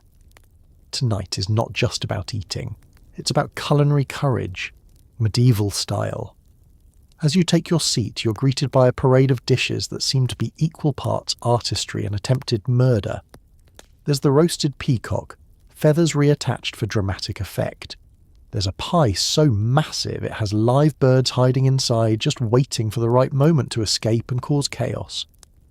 Jellied eels glisten ominously, winking in the candlelight like they know something you don't. And then there are the puddings, towering, wobbling, dyed a suspicious shade of blue that absolutely does not exist in nature, or the wildest dreams of your local herb woman. The feastmaster, with a twinkle in his eye, announces tonight's challenge dishes. You're expected to try everything. Yes, everything, even the thing that smells faintly of despair and old socks. Medieval feasts are about proving your bravery as much as your appetite. The local nobility watch closely. If you grimace or, heaven forbid, refuse a dish, you'll be the talk of the village for months. No one wants to be known as the one who turned down the spiced lamprey. Let's talk flavours. Medieval cooks love a strong spice. Think enough pepper to make you see God. Sugar, if you can get it, goes in everything. Meats are stewed, roasted or minced, and then disguised under layers of pastry and heraldic sauces that look gorgeous and taste complicated. Some dishes are more show than substance, like the illusion food. Marzipan moulded to look like hedgehogs, cakes shaped like castles, or a whole roast boar with an apple in its mouth and a slightly judgmental stare. The bravest guests are the ones who tackle the most mysterious items first. Is that pudding savoury or sweet? Is the pie filled with fruit or the noble surprise, a polite way to say it's full of livers? You find out the hard way, often while everyone else watches your face for signs of panic. The best strategy is to smile, nod, and hope that whatever you just swallowed isn't considered a delicacy because it's actually forbidden everywhere else. Games and bets spring up. Who can eat the most pickled fish? Who can finish a bowl of frumenty? Think wheat porridge, but chewier, and somehow always slightly burnt. Someone dares you to try the drunken pears, which are just pears boiled in wine. But after a few, even the luteus sounds good. There's always at least one prankster who tries to slip a lump of sweet into your neighbour's drink, or swaps the salt for extra mustard. You're not alone in your struggle. Across the table, knights, ladies, and a few very enthusiastic peasants are also making heroic efforts to choke down gelatinous mystery meat. When someone finally gives in, dropping their fork and gasping for water, the hall erupts in laughter and applause. The loser of each round is expected to tell an embarrassing story, sing a bawdy song, or perform a ridiculous dance. Because in medieval times, dignity is always optional. By the end of the night, you're stuffed, slightly woozy, and sporting a new appreciation for plain bread and cheese. The bravest diners are declared champions of the feast and given a place of honour, usually right next to the kitchen door in case of emergencies. You stumble home, vowing to never again eat anything that jiggles unless you made it yourself. Because in the Middle Ages, food wasn't just fuel. It was a test, a performance, and sometimes a dare. Eat this, or else. Your pride, your reputation, and your stomach are all on the line. If you think medieval puppetry was for kids, think again. The jokes were filthy, the stories were weird, and the moral lessons were usually, don't trust anyone with a goat. Bring the kids, if you don't mind explaining everything on the way home. It's festival season, and the village square is crowded. There's the usual chaos. Pie vendors, wandering minstrels, someone chasing a goose with more enthusiasm than skill. But tonight, everyone is buzzing about the main event, a puppetry show. You settle in, expecting something wholesome, maybe a nice tale about chivalry, or a talking squirrel that teaches good manners. Instead, you're greeted by a stage crammed with strange lopsided puppets, and a puppeteer with a grin that says, "I'm about to get away with something." The curtain rises, well, a bedsheet nailed to 2 sticks, and out pops a puppet that looks suspiciously like the town priest. The audience snickers. It doesn't take long before the puppets are bickering about marriage, money, and who left the outhouse door open. The jokes come fast, and most of them go right over the children's heads, except for the ones that don't. The adults laugh loudest, sometimes nervously, as the puppets launch into tales about cheating millers, lazy husbands, and pigs who drink more ale than their owners. Medieval puppet shows were rarely subtle. The humour is earthy, the dialogue sprinkled with double meanings, and the plots always seem to involve an animal doing something deeply undignified. One story features a donkey that outsmarts a nobleman and ends up mayor for a day. Another tells of a fox who talks his way out of every punishment, leaving a trail of baffled farmers and empty chicken coops. Sometimes, the animals are the voice of reason, but usually they're just the excuse for more chaos. The moral lessons, such as they are, tend to be on the practical side. Trust no one with your eggs, don't marry for money, and never loan your best shoes to someone with hooves. There's always a twist. The hero might win by trickery, the villain gets their comeuppance by slipping in pig slop, and the wise old owl spends most of the show dispensing advice that's equal parts clever and completely useless. But the real magic isn't the story, it's the atmosphere. Children sit wide-eyed in the front row, giggling at the talking goats and hissing at the puppet wolf, Adults nudge each other knowingly when a particularly racy joke sneaks through. The puppeteer works the crowd, pausing for applause, improvising insults, and occasionally dragging an unsuspecting bystander onto the stage for an impromptu cameo. It's community theatre with fewer inhibitions, and a much higher chance of someone accidentally learning a new swear word. Of course, not everyone is a fan. The town priest might look grumpy, especially if the main puppet bears an uncanny resemblance to him. The local lord sometimes storms off in a huff after a noble character gets pantsed by a badger. But most people, once they've finished blushing, can't help but enjoy the absurdity. After all, life in the Middle Ages is hard, and laughter, even when it's a little inappropriate, is better than another evening arguing over who left the millstone outside. As the show winds down, the puppeteer takes a bow, passing a battered hat for coins, apples, or, if you're really impressed, a chunk of cheese. Kids chatter excitedly, parroting lines they shouldn't repeat at the dinner table. Parents exchange glances, deciding whether to laugh it off or invent a new bedtime story about why goats shouldn't drink ale. You wander home smiling. Maybe you learned something about life, love, and livestock. Maybe you just enjoyed watching your neighbours laugh until they cried. Either way, medieval puppetry has left its mark, a reminder that even in a world of mud, hunger, and endless chores, there's always room for stories where animals talk back, puppets misbehave, and nobody ever listens to the wise old owl. Some nobles took board games to the next level, staging living chess matches with real people in costume, sometimes involving actual sword fights for dramatic effect. Nothing says fun like risking a concussion to impress your lord. The invitation arrives on a scrap of parchment sealed with wax and a flourish that basically says, "You can't say no to this." The lord of the manor is hosting a feast, and rumour has it there will be entertainment. Real, living chess, with you and your neighbours drafted as the pieces. It's equal parts honour, terror, and the medieval equivalent of being volunteered for the school play by your least favourite teacher. On the big day, you arrive at the manor, stomach fluttering with a mix of dread and excitement. The great hall has been transformed, rushes swept, banners hung, and the floor marked out in a giant checkerboard with strips of cloth. You're handed a tabard, black or white depending on your team, and given a wooden sword, a cardboard crown, or, if you're unlucky, a pair of goat horns and told, "Congratulations, you're a knight's horse." Nobles lounge on benches, plates of roast boar at their elbows, ready to be entertained by the drama of peasant versus peasant strategy.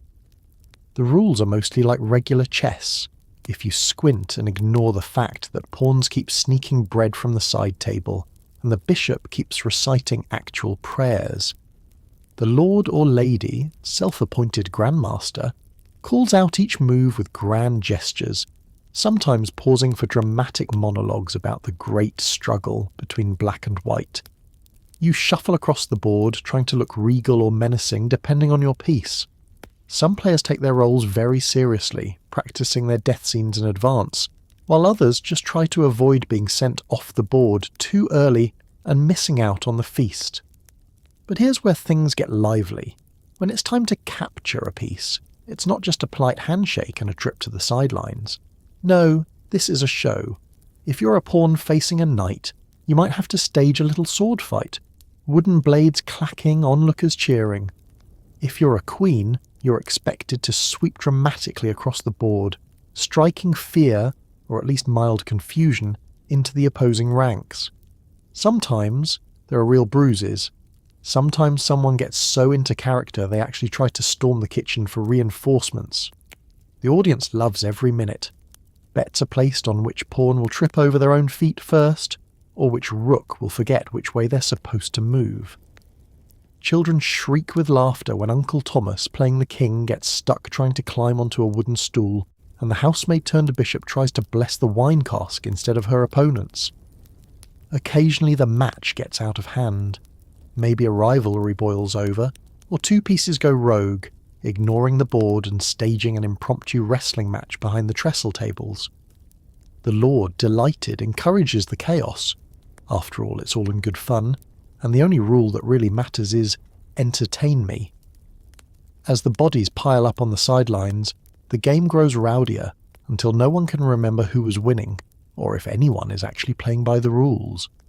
When at last the game ends, usually when the kitchen announces the roasted swan is ready, everyone collapses in laughter and relief.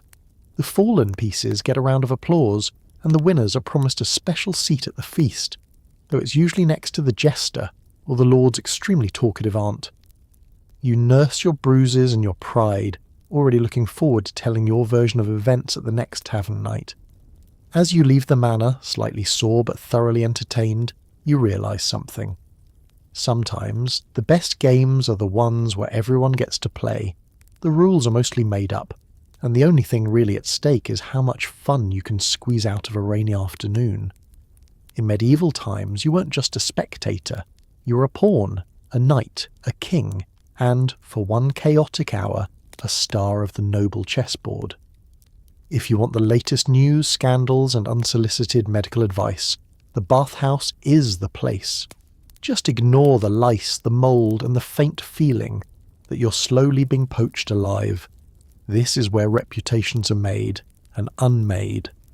Step into a medieval bathhouse, and the first thing that hits you, after the humidity and the rich aroma of herbal steam, is the noise. The room is alive with conversation, laughter, and the occasional shriek as someone realises the water is either much hotter or much colder than they expected. You clutch your threadbare towel and scan for a safe patch of bench, knowing full well you're about to see all of your neighbours in a whole new light. Quite literally. Forget privacy. Here, everything is on display. Bodies of all ages, shapes, and degrees of sunburn lounge together, swapping stories and secrets. The dividing line between social classes blurs when everyone's in the buff. That's Lady Marjorie from the manor over there, fanning herself with a birch branch. There's Tom the miller, already halfway through a long tale about the size of his trout catch, and in the far corner, the village priest attempts to maintain a look of dignified detachment, while secretly hoping not to catch anyone's eye or anything else. The bathhouse is more than just a place to theoretically get clean. It's the centre of village life, the beating, slightly sweaty heart of medieval communication. If you want to know who's courting whom, who owes the baker 3 loaves, or who's planning to run off with the cooper's apprentice, this is where you listen in. The echoes of whispered secrets bounce off the wet stone walls like gossip ping-pong. Here, everyone is both the reporter and the story. In one corner the women huddle, heads together, exchanging the latest rumours and recipes for bread, love potions, and inevitably, rash remedies. Did you hear about Alice? Her cheese turned blue again. That's the 3rd time this month. I heard the blacksmith's wife was seen with a strange merchant in the alley. At dusk, no less. The men, meanwhile, boast about their latest feats, some real, most exaggerated, while comparing scars and debating the finer points of pig wrestling. Every so often someone brings up the village's most infamous tale. Who fainted last bath night, and why? Was it the steam, the sight of the reeve without his hat, or the announcement that the bishop was coming to town? Whatever the cause, the story improves with each retelling. Nothing escapes the bathhouse rumour mill. Medical advice is dispensed as freely as bath water. Someone always knows a cure for whatever ails you, usually involving pungent herbs, vigorous scrubbing, or, if you're desperate, a cold dunk in the river. There's a strong sense that if you stay long enough you'll hear both your diagnosis and your eulogy. Of course, hygiene is a flexible concept. Mould clings to the corners, and the water, if it started clean, is definitely not by the time the evening's over. Lice are frequent guests, occasionally holding their own social events somewhere in the reeds. Still, no one seems to mind much. A quick dip, a bit of soap, and a lot of gossip are considered well worth the risks. Sometimes the bathhouse even doubles as the medieval matchmaker's office. Eyes meet across the steam, hands brush as people pass the soap, and there's always the hope that tonight, amid the laughter and scandal, a romance will blossom. At the very least you'll leave with a new secret, a better sense of who's who, and, if you're lucky, your original towel. As you towel off and step out into the cool night air, your head buzzing with new information, you realise. Nothing spreads faster than gossip. except maybe lice.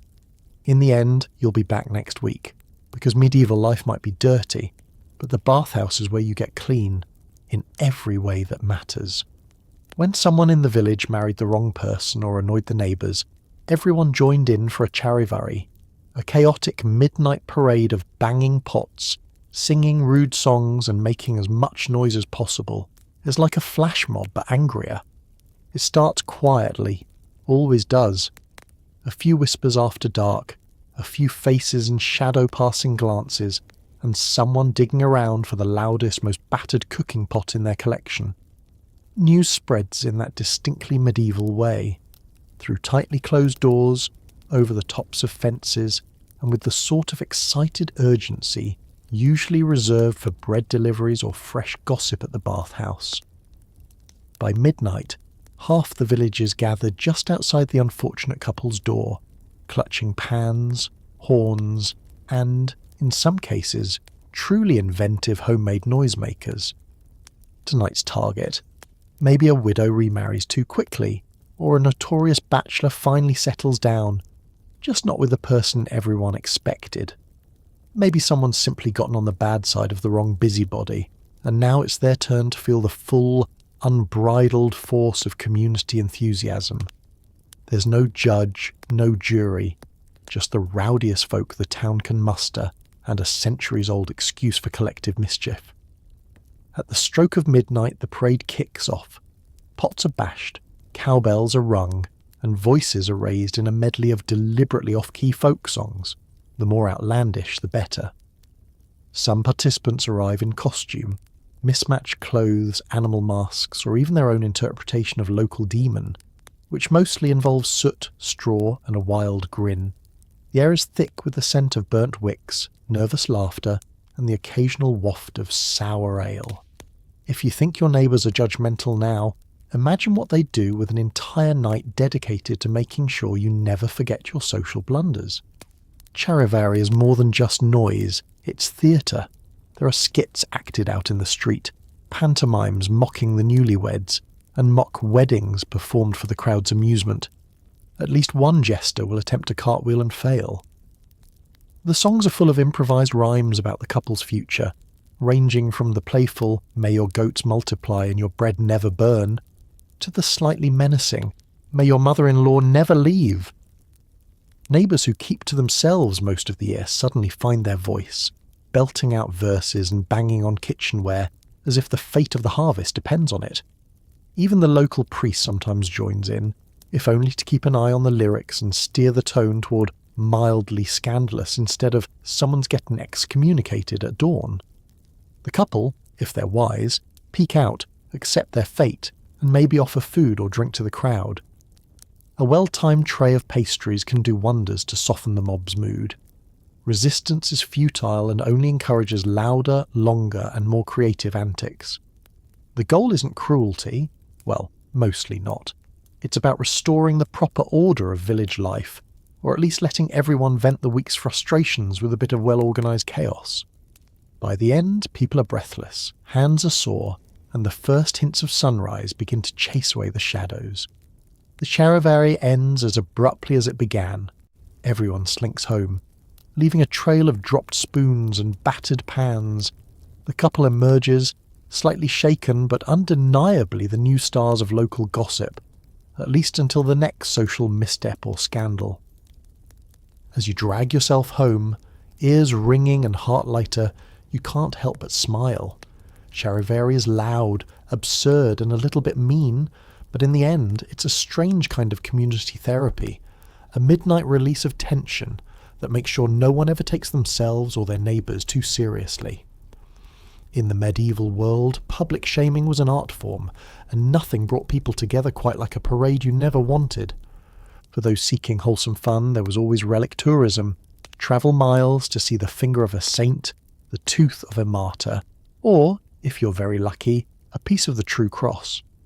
Bonus points if you survive the journey and don't accidentally touch the wrong bone. Picture it. The rumours start in the market square.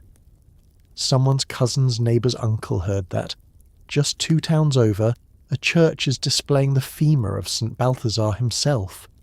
or maybe it's a thumb, or maybe it's just a particularly bony parsnip. Details are sketchy, but excitement is not. Within days, half the village is ready to pack up and embark on a sacred pilgrimage, not just for the soul, but for the bragging rights. Pilgrimage means preparation, and in true medieval fashion this consists mostly of bread, hope, and the vaguest map imaginable. Turn left at the third suspicious-looking tree.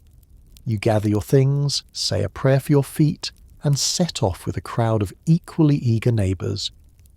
The journey is an adventure all its own. Muddy roads, surly cows, mysterious rashes, and an abundance of shortcut advice from people who have clearly never left town. For those lucky enough to ride a donkey, there's the added excitement of wondering if your mount will make it past lunchtime. Days, or weeks, later you arrive, footsore but determined, at the church or cathedral in question. The scene is pure spectacle. Pilgrims crowd around, jostling for position. Someone is selling questionable meat pies. There's a booming trade in souvenirs, tiny vials of holy dust, bits of ribbon touched by a saint, and, for the especially optimistic, a miracle cure that looks suspiciously like cough syrup. You buy a badge to pin to your tunic, proof that you made the journey and live to tell about it. Inside, the air is thick with incense and anticipation. Relics are displayed in gilded cases or on velvet cushions, guarded by stern-faced priests and, occasionally, an overeager monk who takes his job a little too seriously. The faithful inch forward, desperate for a glimpse. It's hard not to get caught up in the mood. Even the most sceptical among you feel a shiver of awe. Or is that just a draft from the open door?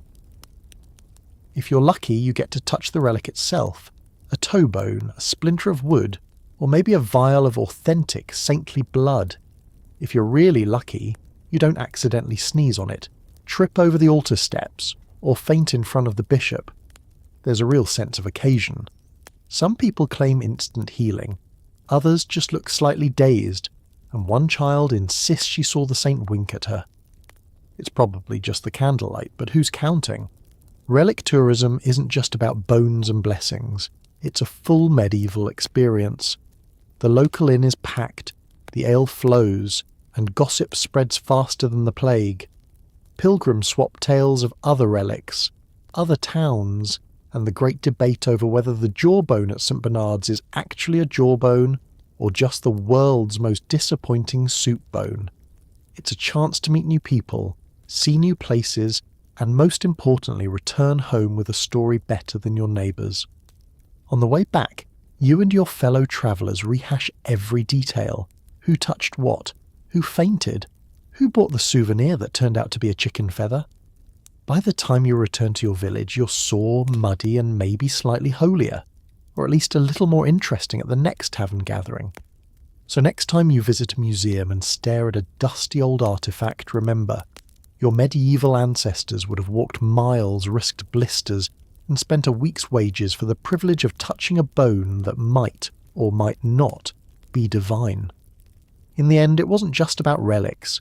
It was about the journey, the bragging rights, and the hope that somewhere in the chaos you might just stumble across a little bit of the miraculous. Sometimes medieval pleasure meant pain, specifically a long, muddy, exhausting trek to a faraway shrine. Pilgrimages weren't just religious, they were social events, full of strange food, stranger company, and the lingering hope your boots wouldn't dissolve before Canterbury. Every aching step was one closer to both salvation and the medieval version of a road trip playlist, endless folk songs about sheep. You wake before dawn, already dreading the road ahead, but too excited to stay in bed. The village is alive with anticipation as everyone straps on their most hopeful pair of shoes, read the least leaky ones, and gathers at the church for a blessing. You join the crowd, neighbours, family, friends, and that one guy who still owes you a chicken, ready to set off on a journey that promises both redemption and relentless chafing. The first day is almost festive. There are cheerful farewells, a surprising number of last-minute confessions, and enough dried bread packed to choke a camel. The route is lined with well-wishers, waving and handing out advice you didn't ask for. Don't trust the innkeepers past York. Rub your feet with goose fat. Pray for rain. No, pray for sun. The group sets off, spirits high, banners waving. Someone at the front already belting out a ballad about St. Crispin and his many corns. But quickly the novelty fades, and the pilgrimage party becomes a test of willpower and tolerance for damp socks. The weather refuses to cooperate. Mud sucks at your boots, rain leaks down your collar, and every meal tastes suspiciously of onions and road dust. Blisters become both a badge of honour and a competitive sport. "Mine's the size of an egg," boasts one traveller, only to be one-upped by the miller's wife, who insists hers looks like the face of St. Peter. Strange food is a staple of the road. Every village has its specialty, and you're forced to sample them all whether you want to or not. Sometimes it's a treat: honey cakes, roast fowl, or surprisingly fresh fish. More often it's boiled root vegetables or a stew that could double as mortar. You learn quickly to avoid anything called pilgrim's pudding, which is neither pudding nor particularly edible. What really makes a pilgrimage is the company. Stuck together for weeks, your group quickly devolves into a travelling soap opera. Old grudges resurface, crushes are revealed, and someone is always snoring loud enough to scare off bandits. You get to know your companions' feet, singing voices, and most embarrassing secrets, usually at 3 a.m, when you're all huddled together in a drafty barn, sharing ghost stories and complaints about the priest's never-ending sermons. Then there are the songs. If you thought the modern road trip playlist was repetitive, try walking 5 miles behind someone singing about lost sheep for the 100th time. There are hymns for every mood: hope, exhaustion, desperation, and occasionally passive-aggressive complaints about someone's blessed flatulence. Somehow, singing makes the miles pass, and even the most stubborn cynic finds themselves joining the chorus by the 3rd day. Despite the aches and irritations, moments of wonder sneak up on you. Dawn breaking over a misty field, a chance encounter with a saint's relic, sea, relic tourism, touching bones for a good time, for tips, a feast at a friendly inn. The feeling of solidarity as you and your fellow pilgrims limp together toward your destination, united by faith, determination, and shared misery. Finally, after what feels like years and at least 3 shoe sizes later, you spot the distant spire of your pilgrimage's end. The group erupts in cheers, part joy, part sheer relief. There's a rush to touch the holy shrine, offer prayers, and buy the obligatory "I survived the pilgrimage" badge, or badge-shaped loaf of bread. You return home sore, sunburned, and somehow both holier and more cynical. The pilgrimage party may have been exhausting, ridiculous, and sometimes downright miserable, but it was also the medieval experience of a lifetime, and admit it, you'd do it all again, just as soon as you grow a new pair of feet. It's spring, which means time to tie a ribbon to a very confused pole, and dance in endless circles until someone falls over. Maypole festivities were part flirtation, part exercise, and part community spectacle, sort of like speed dating if you replaced conversation with dizziness and occasional rope burn. The snow has barely melted, but the whole village is itching for an excuse to celebrate something that isn't mud or taxes. May Day is here, and that means the main square is suddenly transformed. Bunting everywhere. Fresh flowers, or whatever counts as fresh after a long winter, and a tall wooden pole at the centre, stuck in the ground like the world's most festive scarecrow. The maypole itself is draped in long, brightly coloured ribbons fluttering in the breeze, waiting, just waiting to become a tangled mess of medieval courtship. The festivities start early. The baker brings out fresh loaves, the brewer sets up barrels of something suspiciously strong, and everyone dusts off their party best. Usually a tunic with only 1 or 2 men's and a hat that's seen better decades. Children chase each other around the pole, giggling, while their parents gossip and size up who's grown the most since last year's May Day. It's always the miller's son, who somehow now has a moustache. As the musicians strike up a tune, pipes, fiddles, and enough drumming to wake the ancestors. Everyone gathers in a big circle around the maypole. The rules are simple, which is good, because no one actually remembers them after the first round of ale. Each dancer grabs a ribbon facing alternately in or out, and the music starts. Step, skip and weave, left, right, left, under, over, all while eyeing the person across from you. This is the perfect time for flirting, if you can catch your breath. There's something about dancing in circles, ribbon in hand, that turns even the shyest villager into a master of accidental eye contact and nervous laughter. The pace picks up. Feet stumble, ribbons cross, and someone always trips, usually the person trying hardest to impress. The crowd roars with delight. The maypole, meant to be a symbol of unity and springtime, begins to resemble a battle between order and chaos. Ribbons tangle, couples collide, and the music only gets faster. At least one grandparent shouts advice from the sidelines, and someone in the crowd is always ready with a fresh jug of liquid encouragement. Of course, not everyone is here to flirt. For many, maypole dancing is the social highlight of the year. A chance to show off new boots, test the strength of your stitches, and laugh until your sides hurt. Children compete to see who can tie the most complicated knots. Ambitious teens try to invent new dance moves, usually ending in grass stains and wounded pride. Meanwhile, the local wise woman shakes her head, muttering that if these ribbons are tangled, it'll be a long year for marriages and harvests alike. By the time the dance ends, the maypole is a glorious disaster. Ribbons hopelessly twisted, everyone dizzy, and more than one couple sneaking off behind the bakery for some fresh air.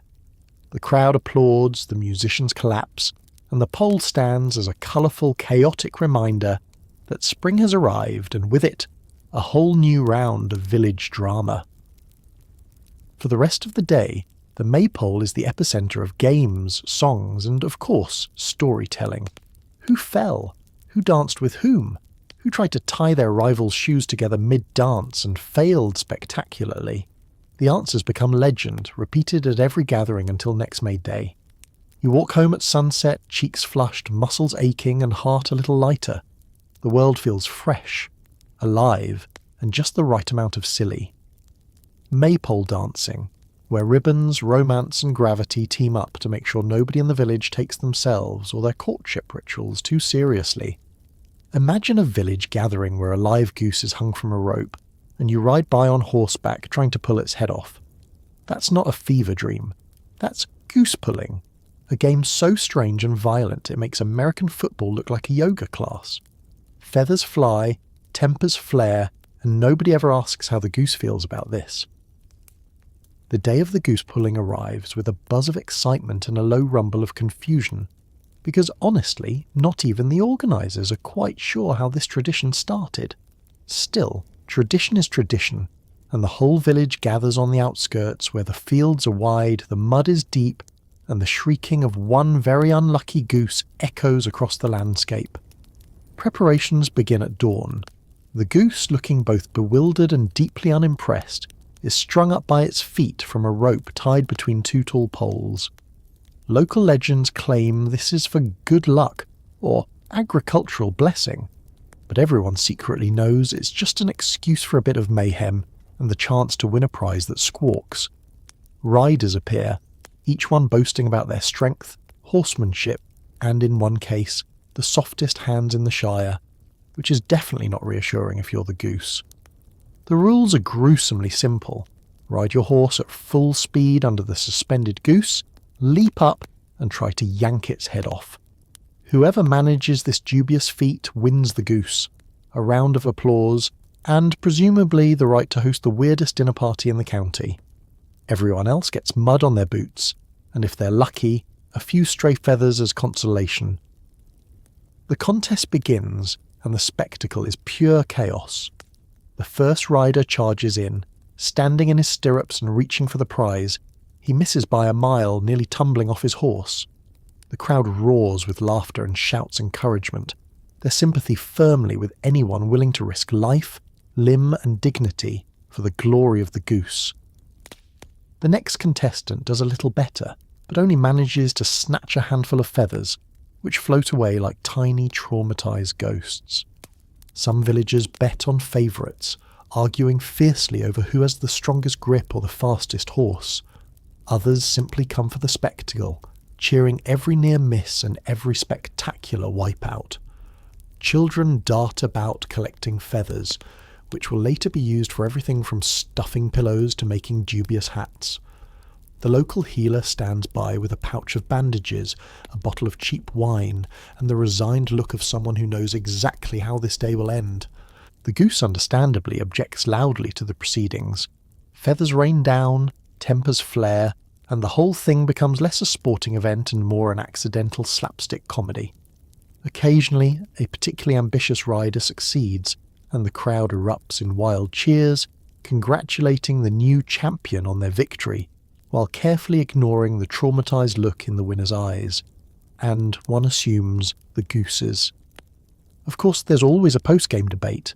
Was it fair? Was it skill or luck? Did the baker's nephew really grease the rope? The answer is usually, who cares, pass the ale, and soon everyone is laughing, sharing tales of past goose pulls and questionable athletic achievements.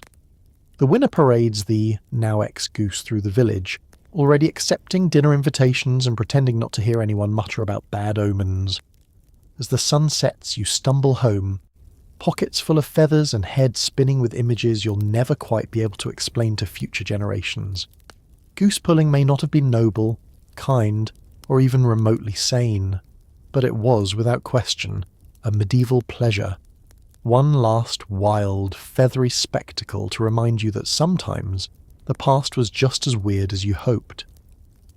When times got hard in medieval Europe, plague, famine, war, or even just a string of bad luck, villages sometimes became the stage for a peculiar sombre spectacle, the flagellant parade.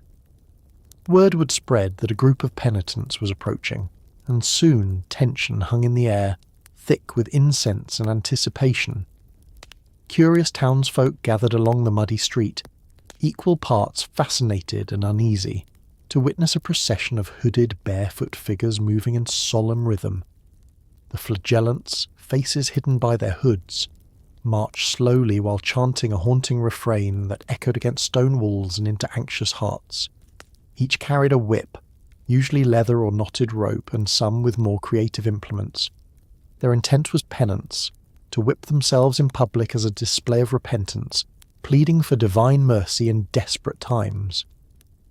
At first, the parade felt almost ceremonial, but soon a grim rhythm took over.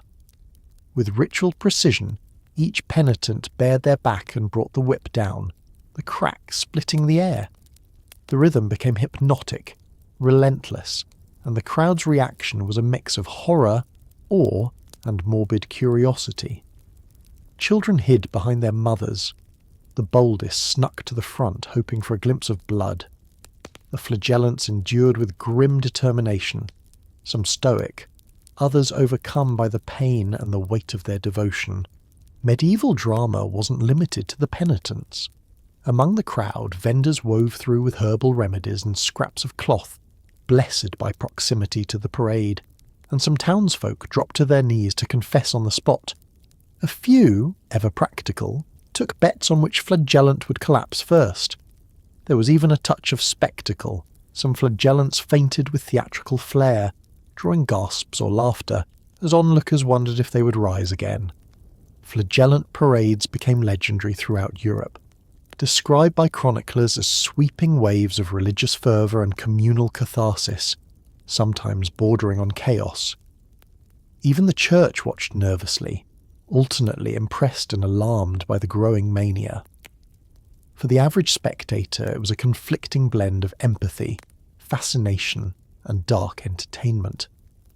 As the last flagellant disappeared from view, the crowd buzzed with gossip, relieved to return to ordinary life, grateful not to be the one in the hood with the whip. So as the candles gutter and the medieval crowds finally go home, you stretch out in your modern bed, soft, warm, and blissfully free of livestock. You've just survived a full day of disturbing medieval entertainment, from bear baiting to bathhouse gossip, goose decapitation to drunken dancing, all without catching plague or a stray javelin. Not bad for a time traveller. Maybe it's hard to imagine finding pleasure in blood sports, leech parties, or communal ice baths. But for medieval folks, these were the joys that made life bearable, or at least distracted everyone from how much everything else hurt. It took a special kind of stubbornness, creativity, and frankly desperation to turn daily misery into an excuse for a party. And somehow, despite the cold, the hunger, and the truly awful party games, people kept laughing, singing, and showing up just to be together. So tonight, as you settle under clean sheets, sipping safe water, try to picture all the wild, hopeful, slightly deranged ancestors who came before you, who cheered for jousters, sang rude songs, and risked it all on a roll of knucklebones. Maybe whisper a quiet thank you to every distant grandparent who survived lice, leeches, and love apples just long enough to keep the story going. History is gross, noisy, and a little bit terrifying. But it's also proof that people are stubborn, hopeful, and endlessly inventive when it comes to fun. So rest easy, knowing that your idea of pleasure, no matter how weird, probably has nothing on the Middle Ages. Good night, and may your dreams be lively, but a lot less itchy.